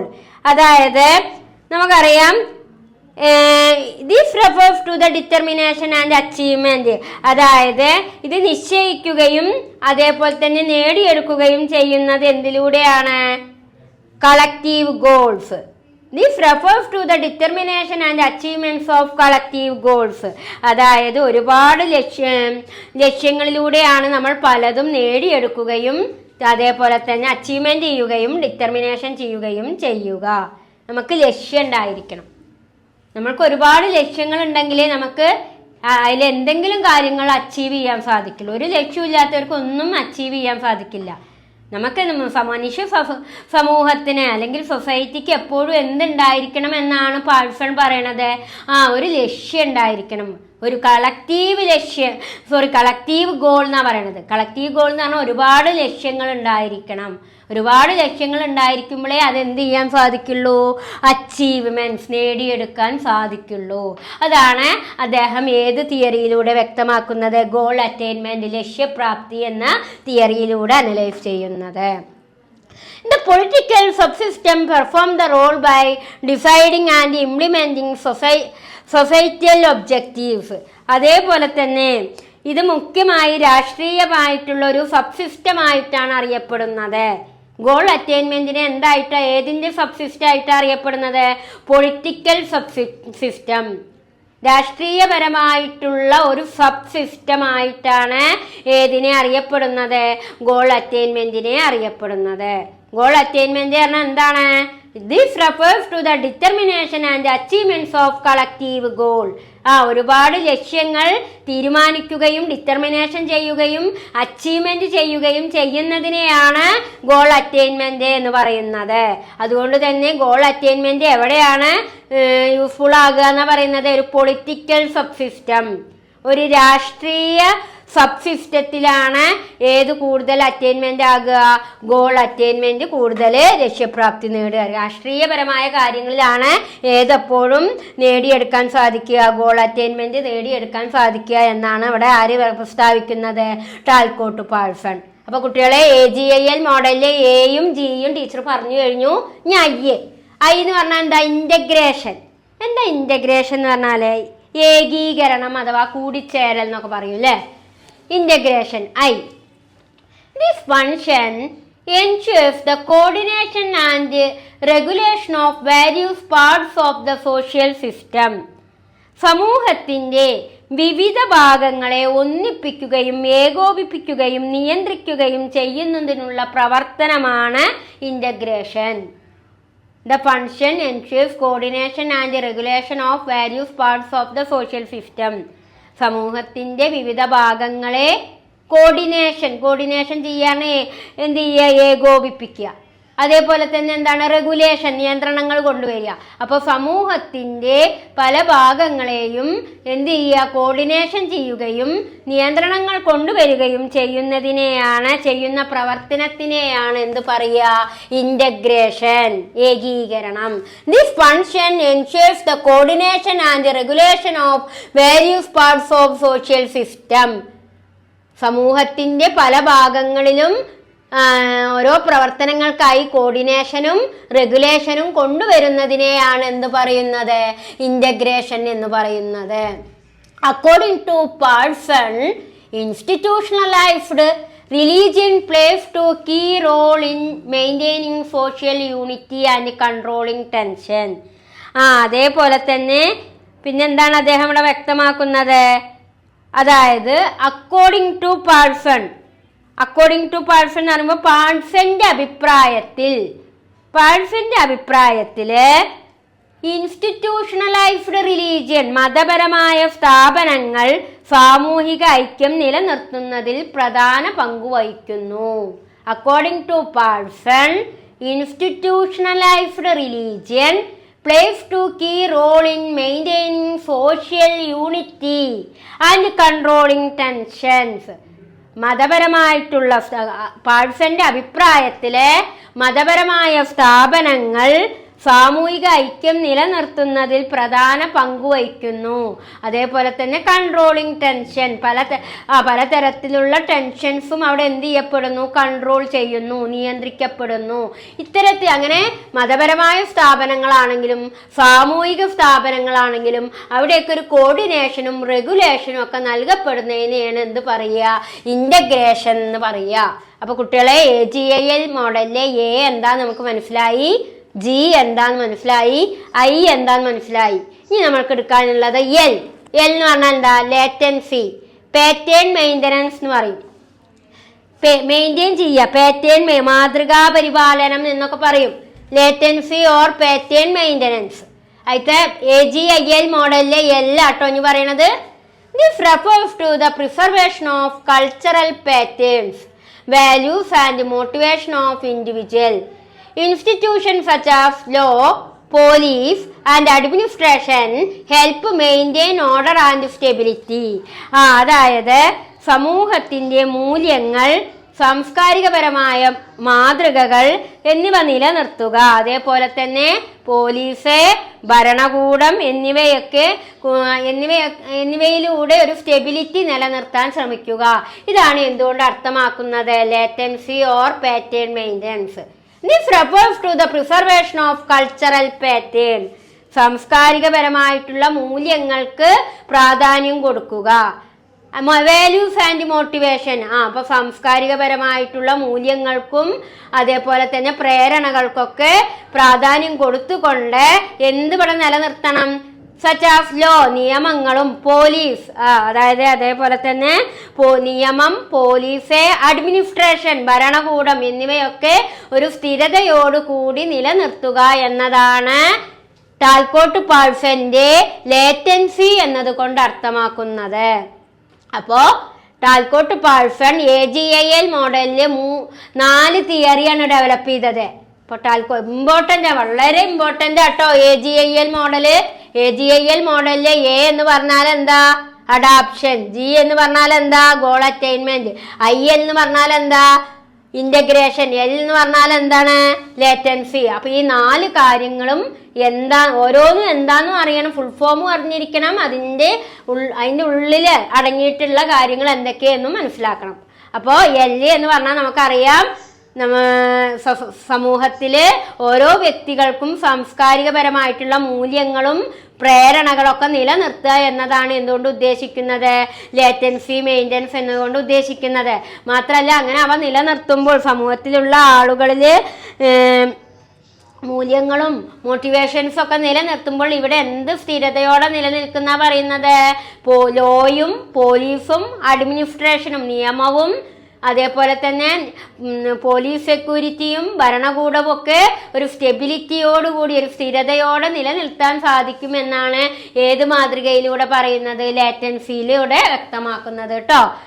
അതേപോലെ തന്നെ പിന്നെ അദ്ദേഹം പറയാണ് Parson believed that social system is made of many interrelated subsystem. പാഴ്സന്റെ അഭിപ്രായത്തിൽ സമൂഹം നിരവധി സബ് സിസ്റ്റംസുമായിട്ട് എന്താണ്? ഇന്റർ റിലേറ്റഡ് ആണ്. Parson believed that social system is made up of many Inter related sub system. സാമൂഹിക സിസ്റ്റങ്ങളെല്ലാം തന്നെ പലതരത്തിലുള്ള സബ് സിസ്റ്റങ്ങളുമായിട്ട് എന്താണ്? ഇന്റർ റിലേറ്റഡ് ആണ്. All working together to meet these AGIL requirements. അവയൊക്കെ വർക്ക് ചെയ്യുന്നത് എന്തിലൂടെയാണ്? AGIL എന്താ നിങ്ങൾക്ക് മനസ്സിലായി? അതിലൂടെയാണ്. അപ്പൊ ഇവിടുത്തെ സാമൂഹിക സിസ്റ്റങ്ങളെല്ലാം പരസ്പരം ഇന്റർ റിലേറ്റഡ് ആണ്. സബ് സിസ്റ്റങ്ങളുമായിട്ട് ഇന്റർ റിലേറ്റഡ് ആണ്. അവയൊക്കെ വർക്കിംഗ് ടുഗദർ ആകുന്നത് ഏതിലൂടെയാണ്? AGIL റിക്വയർമെന്റ്സിലൂടെയാണ്. This framework goes beyond earlier functionalist idea by focusing on the interconnectedness of cultural and personality system. അതേപോലെ തന്നെ അദ്ദേഹം ഇതിലൂടെയാണ് എന്ത് കണക്ട് ചെയ്യാൻ ശ്രമിക്കുന്നത്? Personality system. ഒരു വ്യക്തിപരമായിട്ടുള്ള സിസ്റ്റത്തിന് ഫോക്കസ് ചെയ്യാനും ഈ AGIL മോഡലിലൂടെ സാധിക്കുമെന്നാണ് ആര് പറയുന്നത്? നമ്മളുടെ ടാൽക്കോട്ട് പാഴ്സൺ. AGIL റിക്വയർമെന്റ്സിലൂടെയാണ് നമുക്കിവിടെ എന്ത് നിലനിർത്താൻ ഫോക്കസ് ചെയ്യാൻ സാധിക്കുന്നത്? Cultural and personality system. Although criticized for being too abstract and complex, Parsons AGIL model remains major theoretical contribution in sociology. എന്നാൽ AGIL മാതൃക ഇന്നും സമൂഹത്തിലെ പല ആളുകളും ഈ AGIL മാതൃകയെ വിമർശിക്കുന്നുണ്ടെങ്കിൽ പോലും ഇത് വളരെ പ്രധാനപ്പെട്ട ഒരു സംഭാവനയായിട്ടാണ് കണക്കാക്കപ്പെടുന്നത്. ഈ AGIL മോഡലിനെ പല ആളുകളും ക്രിറ്റിസൈസ്ഡ് ചെയ്യുന്നുണ്ടെങ്കിലും വിമർശിക്കുന്നുണ്ടെങ്കിൽ പോലും ഈ ഒരു മോഡലിനെ പാഴ്സന്റെ നല്ലൊരു കോൺട്രിബ്യൂഷൻ ആയിട്ടാണ്, നല്ലൊരു സംഭാവനയായിട്ടാണ് ഏതിനെ കണക്കാക്കുന്നത്? AGIL മോഡലിനെ കണക്കാക്കുന്നത്. അപ്പോൾ കുട്ടികളെ ടാൽക്കോട്ട് പാഴ്സൺ ചോദിച്ചു കഴിഞ്ഞാൽ ആദ്യം പറഞ്ഞ കാര്യങ്ങളും ഈ AGIL മോഡൽ എന്തായിട്ടും വെക്കണം കേട്ടോ. ടാൽക്കോട്ട് പാഴ്സൺ ഡെവലപ്പ് ചെയ്ത ഒരു ഇമ്പോർട്ടൻ്റ് ആയ തിയറിയാണ് AGIL മോഡൽ. ഇനി നമ്മൾക്ക് ഈ ചാപ്റ്ററിലെ ലാസ്റ്റ് പഠിക്കാനുള്ളൊരു സോഷ്യോളജിസ്റ്റാണ് R.K. മെർട്ടൺ. ഈ മെർട്ടൻ്റെ തിയറിയിലൂടെ എന്തൊക്കെയാണ് അനലൈസ് ചെയ്യുന്നത് എന്ന് നമുക്ക് പരിശോധിക്കാം കേട്ടോ. ഓക്കെ, അപ്പോൾ മെർട്ടനെയാണ് നമ്മൾ പറഞ്ഞു കഴിഞ്ഞത്. ഇനി മെർട്ടൺ കൺസെപ്റ്റ് ഓഫ് ഫങ്ഷൻ. മെർട്ടൻ്റെ കാഴ്ചപ്പാടിലൂടെ ഫങ്ഷനെ കുറിച്ച് മെർട്ടൺ എന്തൊക്കെയാണ് ഇവിടെ പ്രസ്താവിക്കുന്നത് എന്നാണ് നമ്മൾ പറയുന്നത്. അതിൽ നമ്മൾ മെർട്ടനെ കുറിച്ച് ആദ്യ ഭാഗങ്ങളിൽ നമ്മൾ പറഞ്ഞു. R.K. മെർട്ടനെ കുറിച്ച് അദ്ദേഹം ഒരു അമേരിക്കൻ സോഷ്യോളജിസ്റ്റ് ആണ്. മാത്രമല്ല അദ്ദേഹം റാഡിക്ലിഫ് ബ്രൗണിനെയും മലിനോസ്കിയെയും ഒക്കെ അദ്ദേഹം അവരുടെ തിയറികളൊക്കെ വ്യക്തമാക്കിക്കൊണ്ടാണ് അദ്ദേഹം സ്വന്തം തിയറികൾ വികസിപ്പിച്ചത്. തുടങ്ങിയ കാര്യങ്ങളൊക്കെ നമ്മൾ അനലൈസ് ചെയ്തു. ഇനി നമ്മൾ R.K. മെർട്ടൺ ഫങ്ഷണലിസത്തെ എത്രത്തോളം അദ്ദേഹം ഈ ഫങ്ഷണലിസ്റ്റ് തിയറിയിലൂടെ അദ്ദേഹം എത്രത്തോളം പല പ്രസ്താവനകളും വഹിക്കുന്നുണ്ട് എന്നാണ് നമ്മൾ പരാമർശിക്കുന്നത്. അപ്പോൾ നോക്കൂ, Robert K Merton reformulate the earlier functionalist ideas of Radcliffe Brown and Malinowski, highlighting their limitation. അതായത് റോബർട്ട് കെ മെർട്ടൺ, റാഡിക്ലിഫ് ബ്രൗൺ, മലിനോസ്കി എന്നിവരുടെ ഫങ്ഷണലിസ്റ്റ് ആശയങ്ങളെ എന്ത് ചെയ്തു എന്നാണ് പറയുന്നത്? പരിഷ്കരിക്കുകയാണ് ചെയ്യുന്നത്. Robert K Merton reformulated the earlier functionalist idea of Radcliffe Brown and Malinowski, highlighting their limitation. അവർ രൂപം കൊടുത്ത തിയറിയിലെ പരിമിതികൾ കണ്ടെത്തിയ ആ തിയറിയെ റോബർട്ട് കെ മെർട്ടൺ എന്ത് ചെയ്തു? റീഫോർമുലേറ്റഡ് ചെയ്തു, പരിഷ്കരിക്കാൻ ശ്രമിച്ചു. അങ്ങനെ അപ്പോൾ Robert K Merton reformulated the earlier functionalist ideas of Radcliffe Brown and Malinowski by highlighting their limitation. അവരുടെ തിയറികളുടെ ലിമിറ്റേഷൻസ് പരിമിതികൾ കണ്ടെത്തി അവർ വികസിച്ച തിയറിയെ ആര് പരിഷ്കരിച്ചു? റോബർട്ട് കെ മർട്ടൺ പരിഷ്കരിച്ചു. അങ്ങനെ early functionalist believed that early social custom or institution contributed positively to stability and unity of society. They assumed that society was free from stress or conflict, especially in simpler society. അതേപോലെ തന്നെ അദ്ദേഹം പറയുകയാണ്, അതായത് ഈ early functionalist പറഞ്ഞാൽ ആരൊക്കെയാണ്? അതായത് പ്രാരംഭ ഫങ്ഷണലിസ്റ്റുകൾ അഥവാ റാഡിക്ലിഫ് ബ്രൗണ്, മലിനോസ്കി തുടങ്ങിയവരെയാണ് ഏർലി ഫങ്ഷണലിസ്റ്റ് എന്ന് പറയുന്നത്. ഈ ഏർലി ഫങ്ഷണലിസ്റ്റുകൾ എല്ലാ സാമൂഹിക ആചാരങ്ങളും സ്ഥാപനങ്ങളും സമൂഹത്തിന്റെ സ്ഥിരതയ്ക്കും ഐക്യത്തിനും സംഭാവന ചെയ്യുന്നു എന്നാണ് കരുതിയിരുന്നത്. എന്നാൽ മാത്രമല്ല അവർ സമൂഹത്തിൽ സംഘർഷവും സമ്മർദ്ദവും ഇല്ലെന്ന് കരുതിയിരുന്നു. പക്ഷേ ഒരു ലളിതമായ സമൂഹത്തില്, ഒരു സിമ്പിൾ സൊസൈറ്റിയില് സ്റ്റെബിലിറ്റിയും യൂണിറ്റിയും സ്ഥിരതയും ഒരുമയും നിലനിൽക്കുന്നുണ്ടെന്നും ഇവിടെ കോൺഫ്ലിക്റ്റ് ഇല്ല എന്നുമാണ് ആര് വിചാരിച്ചിരുന്നത്? ഏർലി ഫങ്ഷണലിസ്റ്റുകൾ വിശ്വസിച്ചിരുന്നത്. ആരൊക്കെയാണ് അപ്പൊ ഏർലി ഫങ്ഷണലിസ്റ്റുകൾ? റാഡിക്ലിഫ് ബ്രൗണും മലിനോസ്കി പോലെയുള്ള ഏർലി ഫങ്ഷണലിസ്റ്റുകൾ വിശ്വസിച്ചിരുന്നത് ഈ ഒരു സമൂഹത്തില്, ഈ ഒരു സിമ്പിൾ സൊസൈറ്റിയിലെ സ്റ്റെബിലിറ്റിയും യൂണിറ്റിയും നിലനിൽക്കുന്നുണ്ട്, സ്ഥിരതയും ഐക്യവും നിലനിൽക്കുന്നുണ്ട്. അത് ഈ ഒരു സിമ്പിൾ സമൂഹത്തിൽ, ലളിത സമൂഹത്തിൽ ഒരിക്കലും സ്ട്രെസ്സും കോൺഫ്ലിക്റ്റും ഉണ്ടാകുന്നില്ല എന്ന് ഏർലി ഫങ്ഷണലിസ്റ്റുകൾ എന്ത് ചെയ്തിരുന്നു? ചിന്തിച്ചിരുന്നു. അവരങ്ങനെയാണ് വിശ്വസിച്ചിരുന്നത്. എന്നാൽ മർട്ടൺ പറയാണ് അവരുടെ ഈ ധാരണ വിരുദ്ധമാണ്. അവർ വിചാരിക്കുന്ന ഈ ധാരണയൊക്കെ ഇവിടെ വിരുദ്ധമാണ് എന്നാണ് ആര് പ്രസ്താവിച്ചത്? R K Merton. ഇപ്പൊ കുട്ടികളെ, ആർ കെ മർട്ടൺ റാഡിക്ലിഫ് ബ്രൗണിന്റെയും മലിനോസ്കിയുടെയും തിയറികളെ ഫോർമുലേറ്റ് ചെയ്യുകയാണ് ചെയ്യുന്നത്, അതായത് പരിഷ്കരിക്കുകയാണ് ചെയ്യുന്നത്. മാത്രമല്ല ഏർലി ഫങ്ഷണലിസ്റ്റുകളായിട്ടാണ് ആരെ അറിയപ്പെടുക? റാഡിക്ലിഫ് ബ്രൗണിനെയും മലിനോസ്കിയെയും ഒക്കെ അറിയപ്പെടുക ഏത് പേരിലാണ്? ഏർലി ഫങ്ഷണലിസ്റ്റുകളായിട്ടാണ്. അപ്പൊ ഏർലി ഫങ്ഷണലിസ്റ്റുകൾ വിശ്വസിച്ചിരുന്നത്, believed that social custom or institution contributed positively to stability and unity. സമൂഹത്തിൽ നിലനിൽക്കുന്ന ആചാരങ്ങളും സ്ഥാപനങ്ങളും ഇവിടെ സ്ഥിരതയും യൂണിറ്റിയും നിലനിർത്തുന്നുണ്ട് എന്ന് മാത്രമല്ല, അത് എന്തിനെ? ഈ സിമ്പിൾ സൊസൈറ്റിയിൽ, ഈ ലളിത സമൂഹത്തിൽ സ്ട്രെസ്സും കോൺഫ്ലിക്റ്റും തടയാൻ സഹായിക്കുന്നുണ്ട് എന്നൊക്കെ ഏർലി ഫങ്ഷണലിസ്റ്റുകൾ ചിന്തിച്ചിരുന്നു, വിശ്വസിച്ചിരുന്നു. എന്നാൽ മർട്ടൺ അവരുടെ ഈ വിശ്വാസത്തെ എന്ത് ചെയ്യാണ് ചെയ്യുന്നത്? Merton argued that this view was unrealistic. എന്നാൽ ഈ ധാരണയൊക്കെ യാഥാർത്ഥ്യമല്ല എന്ന് ആര് പ്രസ്താവിച്ചു? മർട്ടൺ പ്രസ്താവിച്ചു. ഈ ഏർലി ഫങ്ഷണലിസ്റ്റുകളുടെ ചിന്തകളൊന്നും യഥാർത്ഥത്തിൽ റിയലിസ്റ്റിക് അല്ല, അൺറിയലിസ്റ്റിക്. പറഞ്ഞാൽ എന്താണ്? അത് യാഥാർത്ഥ്യത്തിന് വിരുദ്ധമാണ്, യഥാർത്ഥമല്ല. Merton argued that this view was unrealistic for modern complex society. ആധുനിക സമൂഹത്തിലെ ഈ ആശയങ്ങളൊന്നും ഒരിക്കലും റിയലിസ്റ്റിക് ആവില്ല എന്ന് ആര് ആർഗ്യൂ ചെയ്തു? മർട്ടൺ ആർഗ്യൂ ചെയ്തു. ഇനി എന്താ അതിന്റെ കാരണം എന്ന് പറയുന്നത്? when stress and conflict are common and significantly influence social life. അതേപോലെ തന്നെ ആധുനിക സങ്കീർണ സമൂഹങ്ങളിൽ സമ്മർദ്ദവും സംഘർഷവും സാധാരണമാണ്. മോഡേൺ സൊസൈറ്റിയിൽ എപ്പോഴും എന്തുണ്ടായിരിക്കും? കോൺഫ്ലിക്റ്റും ഉണ്ടായിരിക്കും, സ്ട്രെസ്സും ഉണ്ടായിരിക്കും. സ്ട്രെസ് പറഞ്ഞാൽ എന്താ? സമ്മർദ്ദം. കോൺഫ്ലിക്റ്റ് പറഞ്ഞാൽ എന്താ? സംഘർഷം. അപ്പൊ ഒരു മോഡേൺ സൊസൈറ്റിയിൽ എപ്പോഴും സ്ട്രെസ്സും കോൺഫ്ലിക്റ്റും ഉണ്ടായിരിക്കും. അത് സർവ്വസാധാരണമാണ്. അത് സാമൂഹിക ജീവിതത്തിൽ സർവ്വസാധാരണമായിട്ട് ഇൻഫ്ലുവൻസ് ചെയ്യുന്നുണ്ട്. അതുകൊണ്ട് ഇപ്പൊ ഏർലി ഫങ്ഷണലിസ്റ്റുകളുടെ ആശയങ്ങൾ അൺറിയലിസ്റ്റിക് ആണ് എന്നാണ് ഇവിടെ ആര് പ്രസ്താവിച്ചത്? മർട്ടൺ പ്രസ്താവിച്ചത്. ഏർലി ഫങ്ഷണലിസ്റ്റുകൾ എന്താ പറഞ്ഞത്? ഇവിടെ ഒരു സിമ്പിൾ സമൂഹത്തില്, ഒരു ലളിത സമൂഹത്തില് സ്ട്രെസ്സും കോൺഫ്ലിക്റ്റും ഒന്നും ഉണ്ടാവില്ല, എപ്പോഴും സ്റ്റെബിലിറ്റി യൂണിറ്റിയാണ് ഉണ്ടാവുക എന്നാണ് ഏർലി ഫങ്ഷണലിസ്റ്റുകളായിട്ടുള്ള റാഡിക്ലിഫ് ബ്രൗണും മാലിനോസ്കിയും വിശ്വസിച്ചത്. പക്ഷെ മെർട്ടൺ അതിനെ എന്ത് ചെയ്യുന്നത്? നിരാകരിക്കുകയാണ് ചെയ്യണത്, അതിനെ എതിർക്കുകയാണ് അദ്ദേഹം ചെയ്യണത്. എന്നിട്ട് അദ്ദേഹം എന്താ വാദിച്ചത്?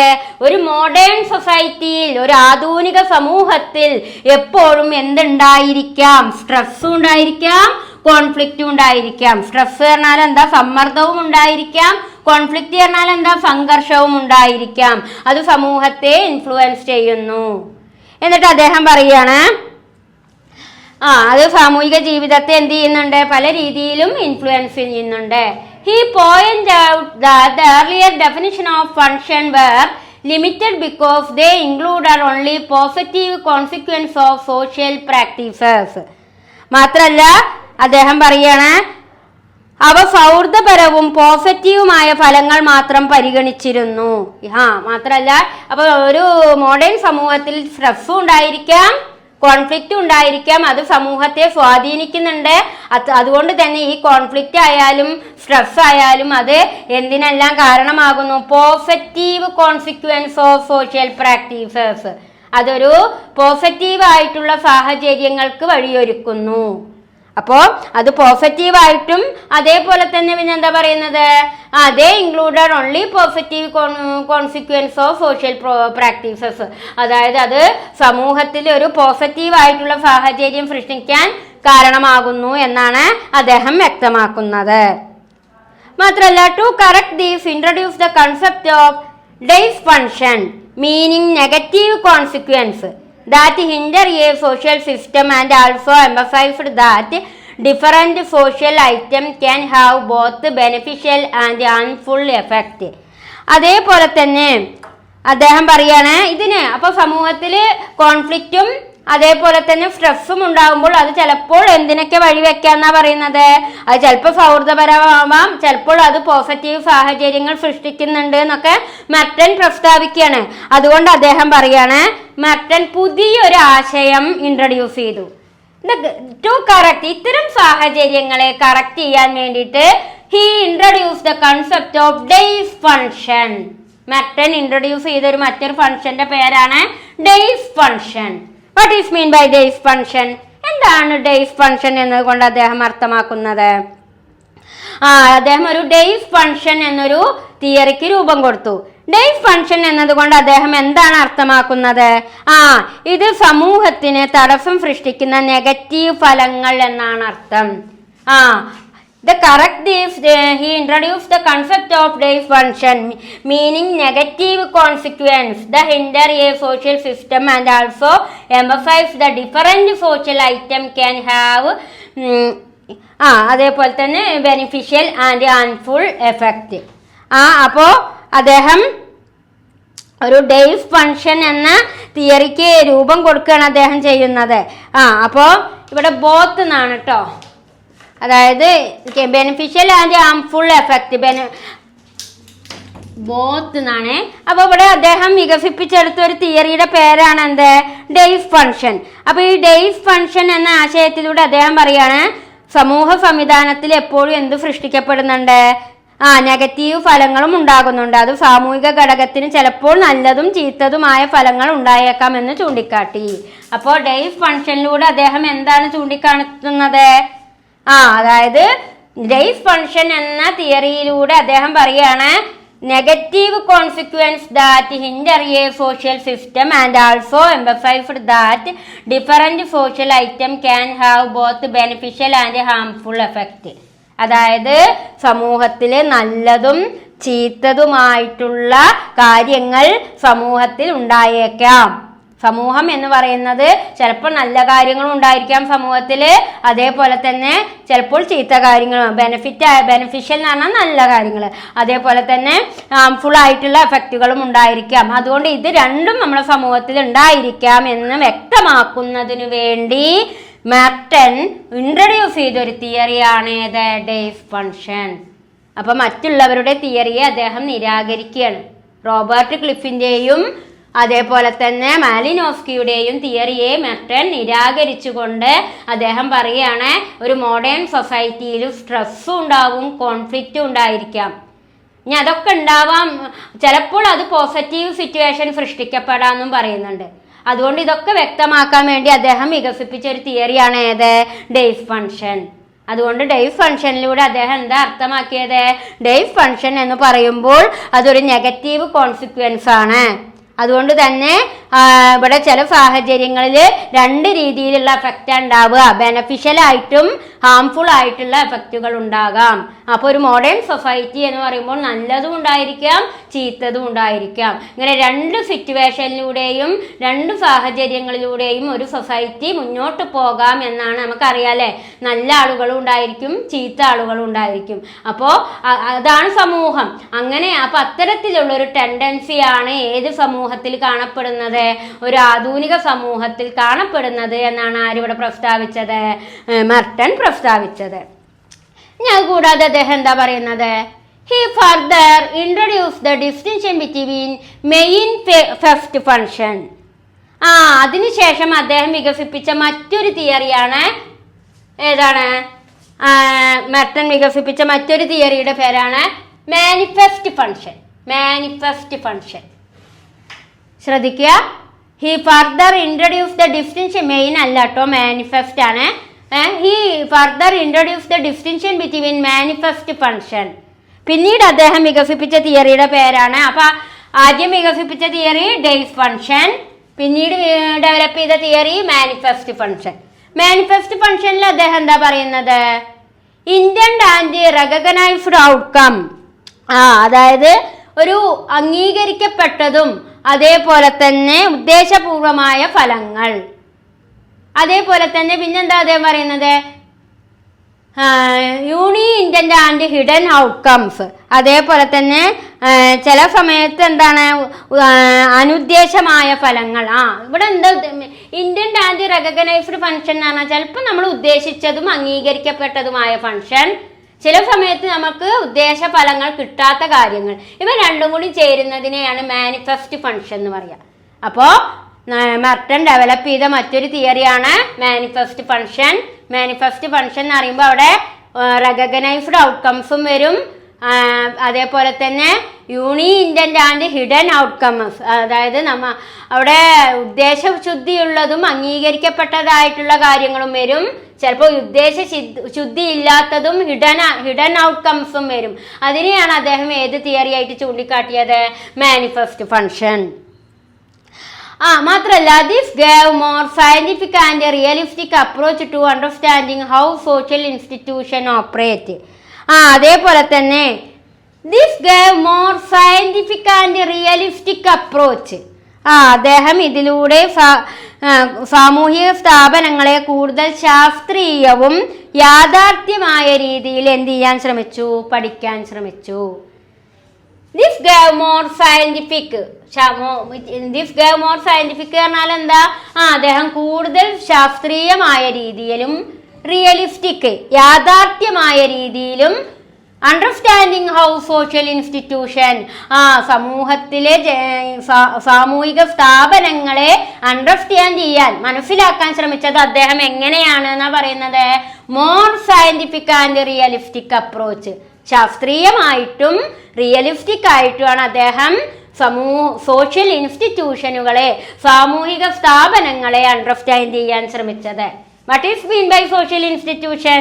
അപ്പൊ അവിടെ ഒരു ക്വസ്റ്റ്യൻ വരുന്നുണ്ട്, എന്താണ് സോഷ്യൽ ഇൻസ്റ്റിറ്റ്യൂഷൻ? ഒരു സോഷ്യോളജി പഠിച്ച കുട്ടിക്ക് അറിയണം സോഷ്യൽ ഇൻസ്റ്റിറ്റ്യൂഷൻ എന്താണ്. ഫാമിലി, അതേപോലെ തന്നെ മാരേജ്. മാരേജും ഫാമിലിയുമാണ് എന്ത്? Social institution. സോഷ്യോളജി എന്ന സബ്ജക്റ്റിലെ സാമൂഹിക സ്ഥാപനം എന്ന് പറഞ്ഞു കഴിഞ്ഞാൽ അത് മാരേജും അതേപോലെ തന്നെ ഫാമിലിയുമാണ്. കാരണം മാരേജിലൂടെയാണ് കുടുംബം ഉണ്ടാകുക. അപ്പൊ ആ കുടുംബമാണ് സോഷ്യൽ ഇൻസ്റ്റിറ്റ്യൂഷൻ. അപ്പൊ ഈ സോഷ്യൽ ഇൻസ്റ്റിറ്റ്യൂഷനെ കുറിച്ച് മെർട്ടൺ അനലൈസ് ചെയ്തത് എങ്ങനെയാണ്, അല്ലെങ്കിൽ അണ്ടർസ്റ്റാൻഡിങ് ചെയ്തത് എങ്ങനെയാണ് എന്നാ പറയുന്നത്? മോർ റിയലിസ്റ്റിക്, യാഥാർത്ഥ്യമായിട്ടും, മോർ സയന്റിഫിക്, ശാസ്ത്രീയമായിട്ടും. അദ്ദേഹം മെർട്ടൺ വളരെ ഇമ്പോർട്ടന്റ് ആണ് മെർട്ടന്റെ തിയറി. അപ്പോ അദ്ദേഹം എന്താണ് ഇവിടെ മനസ്സിലാക്കി തരുന്നത് നമുക്ക്? സോഷ്യൽ ഇൻസ്റ്റിറ്റ്യൂഷനെ അദ്ദേഹം അണ്ടർസ്റ്റാൻഡ് ചെയ്തത്, മനസ്സിലാക്കിയത് ഏത് രീതിയിലൂടെയാണ്? മോർ സയന്റിഫിക് ആൻഡ് റിയലിസ്റ്റിക്, കൂടുതൽ ശാസ്ത്രീയമായിട്ടും അതേപോലെ തന്നെ യാഥാർത്ഥ്യമായിട്ടുമാണ് അദ്ദേഹം സാമൂഹിക സ്ഥാപനങ്ങളെ മനസ്സിലാക്കാൻ ശ്രമിച്ചത്. അങ്ങനെ ലാസ്റ്റ് ഒരു കൺക്ലൂഷനിലേക്ക് എത്തുകയാണ് നമ്മള്. Merton also criticise the earlier assumption. നമ്മളുടെ RK മെർട്ടൺ എന്തിനെ ക്രിറ്റിഫൈസ് ചെയ്തു? ഏർലിയർ എന്ന് പറഞ്ഞാൽ ആരാണ്? അതായത് റാഡിക്ലിഫ് ബ്രൗണ്, മാലിനോസ്കി, അവരേനെയൊക്കെയാണ് ഏത് പേരിൽ അറിയപ്പെടുക? ഏർലിയർ ഫങ്ഷണലിസ്റ്റ് എന്ന് പറയുക. അപ്പോ ഇവിടെ ഏർലിയർ അസംഷൻ എന്ന് പറഞ്ഞാൽ എന്താ? മെർട്ടൺ ഏർലിയർ അസംഷൻ ക്രിറ്റിഫൈസ് ചെയ്തു പറഞ്ഞാൽ എന്താണ്? മെർട്ടൺ റാഡിക്ലിഫ് ബ്രൗണിനെയും മാലിനോസ്കിയെയും ഒക്കെ എന്ത് ചെയ്തു? വിമർശിച്ചു. Merton also criticise the earlier assumption that society is always unified and harmonious. Merton functionalist അസംഷനെ എന്ത് ചെയ്തു എന്നാ പറയുന്നത്? വിമർശിക്കുകയും മാത്രല്ല പിന്നെ അവരെന്താണ് വിചാരിക്കുന്നത്? ഈ ഏർലിയർ ഫങ്ഷണലിസ്റ്റുകൾ എപ്പോഴും സമൂഹം എങ്ങനെയാണ് എന്നാ വിചാരിക്കുന്നത്? യൂണിഫൈഡും ഹാർമണിയസ് ആണ് എന്നാ പറയുന്നത്. പക്ഷെ എപ്പോഴും സമൂഹം അങ്ങനെ ആയോ? എപ്പോഴും സമൂഹം യൂണിഫൈഡ് ആയിട്ട് നിലനിൽക്കുമോ? സ്റ്റെബിലിറ്റി ആയിട്ട് നിലനിൽക്കുമോ? ഇല്ല. സമൂഹത്തിൽ എപ്പോഴും അതൊരു സമൂഹമല്ല, ഒരു കുടുംബമാണെങ്കിലും ഒരു ഇൻസ്റ്റിറ്റ്യൂഷൻ ആണെങ്കിലും എന്ത് മേഖലയാണെങ്കിലും അവിടെയൊക്കെ എന്തുണ്ടായിരിക്കും? സ്ട്രെസ്സും ഉണ്ടാവും, കോൺഫ്ലിക്റ്റും ഉണ്ടായിരിക്കും, സമ്മർദ്ദം ഉണ്ടായിരിക്കും, സംഘർഷം ഉണ്ടായിരിക്കും. അതുകൊണ്ട് റാഡിക്ലിഫ് ബ്രൗണും മാലിനോസ്കിയെയും അവരാണ് ഏർലി ഫങ്ഷണലിസ്റ്റുകൾ. അവരേനെ ആര് വിമർശിക്കുകയാണ് ചെയ്യുന്നത്? മെർട്ടൺ വിമർശിക്കുകയാണ്. അവര് പറയുന്നത് എന്താണ്? കാരണം എപ്പോഴും സമൂഹത്തിൽ യൂണിഫൈഡും ഹാർമണിയസും ഉണ്ടാകുന്നാണ് ആര് പറയുന്നത്? റാഡിക്ലിഫ് ബ്രൗണും അതേപോലെ തന്നെ മാലിനോസ്കിയും പറയുന്നത്. അവരുടെ ആശയങ്ങളെ മെർട്ടൺ എന്ത് ചെയ്തു? വിമർശിച്ചു. സമൂഹത്തിൽ എപ്പോഴും അങ്ങനെ യൂണിഫൈഡും ഹാർമണിയസും ഒന്നും നിലനിൽക്കില്ല. സമൂഹത്തിൽ ചില സാഹചര്യങ്ങൾ പല സിറ്റുവേഷനുകളിലും എന്തും ഉണ്ടായിരിക്കാന്നാ മെർട്ടൺ പറയുന്നത്? സംഘർഷങ്ങൾ ഉണ്ടാവാം. He argued that social system can include contradiction and conflict. സമൂഹത്തിൽ ചിലപ്പോഴൊക്കെ എന്തുണ്ടായിരിക്കാന്നാ പറയുന്നത്? കോൺഫ്ലിക്റ്റ് ഉണ്ടായിരിക്കും. അദ്ദേഹം ഈ ആശയങ്ങളെ എന്ത് ചെയ്തു? വിമർശിക്കുകയാണ് ചെയ്യുന്നത്. വൈരുദ്ധ്യങ്ങൾ ഉണ്ടാവാം. ഈ യൂണിഫൈഡ് ആൻഡ് ഹാർമണിയസ് എന്ന് പറയുന്നില്ലേ മറ്റ് റാഡിക്ലിഫ് ബ്രൗണും മാലിനോസ്കിയും, അതെപ്പോഴും ഇവിടെ നിലനിൽക്കില്ല. വൈരുദ്ധ്യം ഉണ്ടാവാം, കോൺട്രഡിക്ഷൻ ഉണ്ടാവാം. സൊസൈറ്റിയിൽ എന്തും നിലനിൽക്കാം എന്നാണ് മെർട്ടൺ പറയുന്നത്. കോൺഫ്ലിക്റ്റും നിലനിൽക്കാം. Thus, he revived functionalism provides a flexible, analytical and empirical verifiable approach to studying society. അങ്ങനെ അദ്ദേഹം മെർട്ടൺ പരിഷ്കരിച്ച functionalism, Thus he revived functionalism. അങ്ങനെ ഫങ്ഷണലിസത്തെ മെർട്ടൺ എന്ത് ചെയ്തു എന്നാ പറയുന്നത്? റിവൈസ്ഡ് ചെയ്തു പറഞ്ഞാൽ എന്താണ്? പരിഷ്കരിച്ചു. ഏതൊക്കെ രീതിയില്? Flexible, analytical and empirically verifiable. അദ്ദേഹം ഈ ഒരു ഫങ്ഷണലിസത്തെ ഏതൊക്കെ രീതിയിലാണ് റിവൈസ്ഡ് ചെയ്തത്? ഫ്ലെക്സിബിൾ ആയിട്ടും, അതായത് ഫ്ലെക്സിബിളായ അയഞ്ഞ രീതിയിലും, അനലിറ്റിക്കൽ വിശകലനാത്മകമായിട്ടും, എംപെരിക്കൽ വേരിഫിയബിൾ അതേപോലെ തന്നെ അനുഭവ പരിശോധനയിലൂടെയും ഒക്കെ അദ്ദേഹം ഈ ഒരു ഫങ്ഷണലിസം തിയറിയെ ആര് റിവൈസ് ചെയ്തു? മെർട്ടൺ റിവൈസ് ചെയ്തു. Thus he revived functionalism provide flexible, analytical and empirical variable approach to studying society. അങ്ങനെ അദ്ദേഹം ഈ ഫങ്ഷണലിസ്റ്റ് തിയറിയെ റിവൈസ്ഡ് ചെയ്തു. ഏതൊക്കെ രീതിയിൽ? ഫ്ലെക്സിബിൾ ആയിട്ടും, അനലിറ്റിക്കൽ ആയിട്ടും, എംപെരിക്കൽ വേരിഫിയബിൾ ആയിട്ടും അദ്ദേഹം ഏത് തിയറിയെ അനലൈസ് ചെയ്തു? ഫങ്ഷണലിസം തിയറിയെ അനലൈസ് ചെയ്തു. അപ്പോൾ കുട്ടികളെ, ഇത്രയും കാര്യങ്ങളാണ് നമ്മളുടെ ഈ ഒരു ഇൻട്രഡക്ഷൻ ടു സോഷ്യോളജി സെക്കൻഡ് ബുക്കിലെ സെക്കൻഡ് യൂണിറ്റിൽ നമുക്ക് ഡിസ്കഷൻ നടത്താനുണ്ടായിരുന്നത്. നമ്മൾ ആരേനൊക്കെ കുറിച്ചാണ് ഈ ഒരു ചാപ്റ്ററിലൂടെ ഒരുപാട് സോഷ്യോളജിസ്റ്റുകളെ കുറിച്ച് ടീച്ചർ പറഞ്ഞു. ഹെർബർട്ട് സ്പെൻസർ, എമിലി ദുർക്കെയ്ം, അതേപോലെ തന്നെ ബ്രോണിസ്ലോവ് മലിനോസ്കി, റാഡിക്ലിഫ് ബ്രൗൺ, ഇവരൊക്കെ ഫൗണ്ടേഴ്സ് ഓഫ് ഫങ്ഷണലിസ്റ്റുകളാട്ടോ.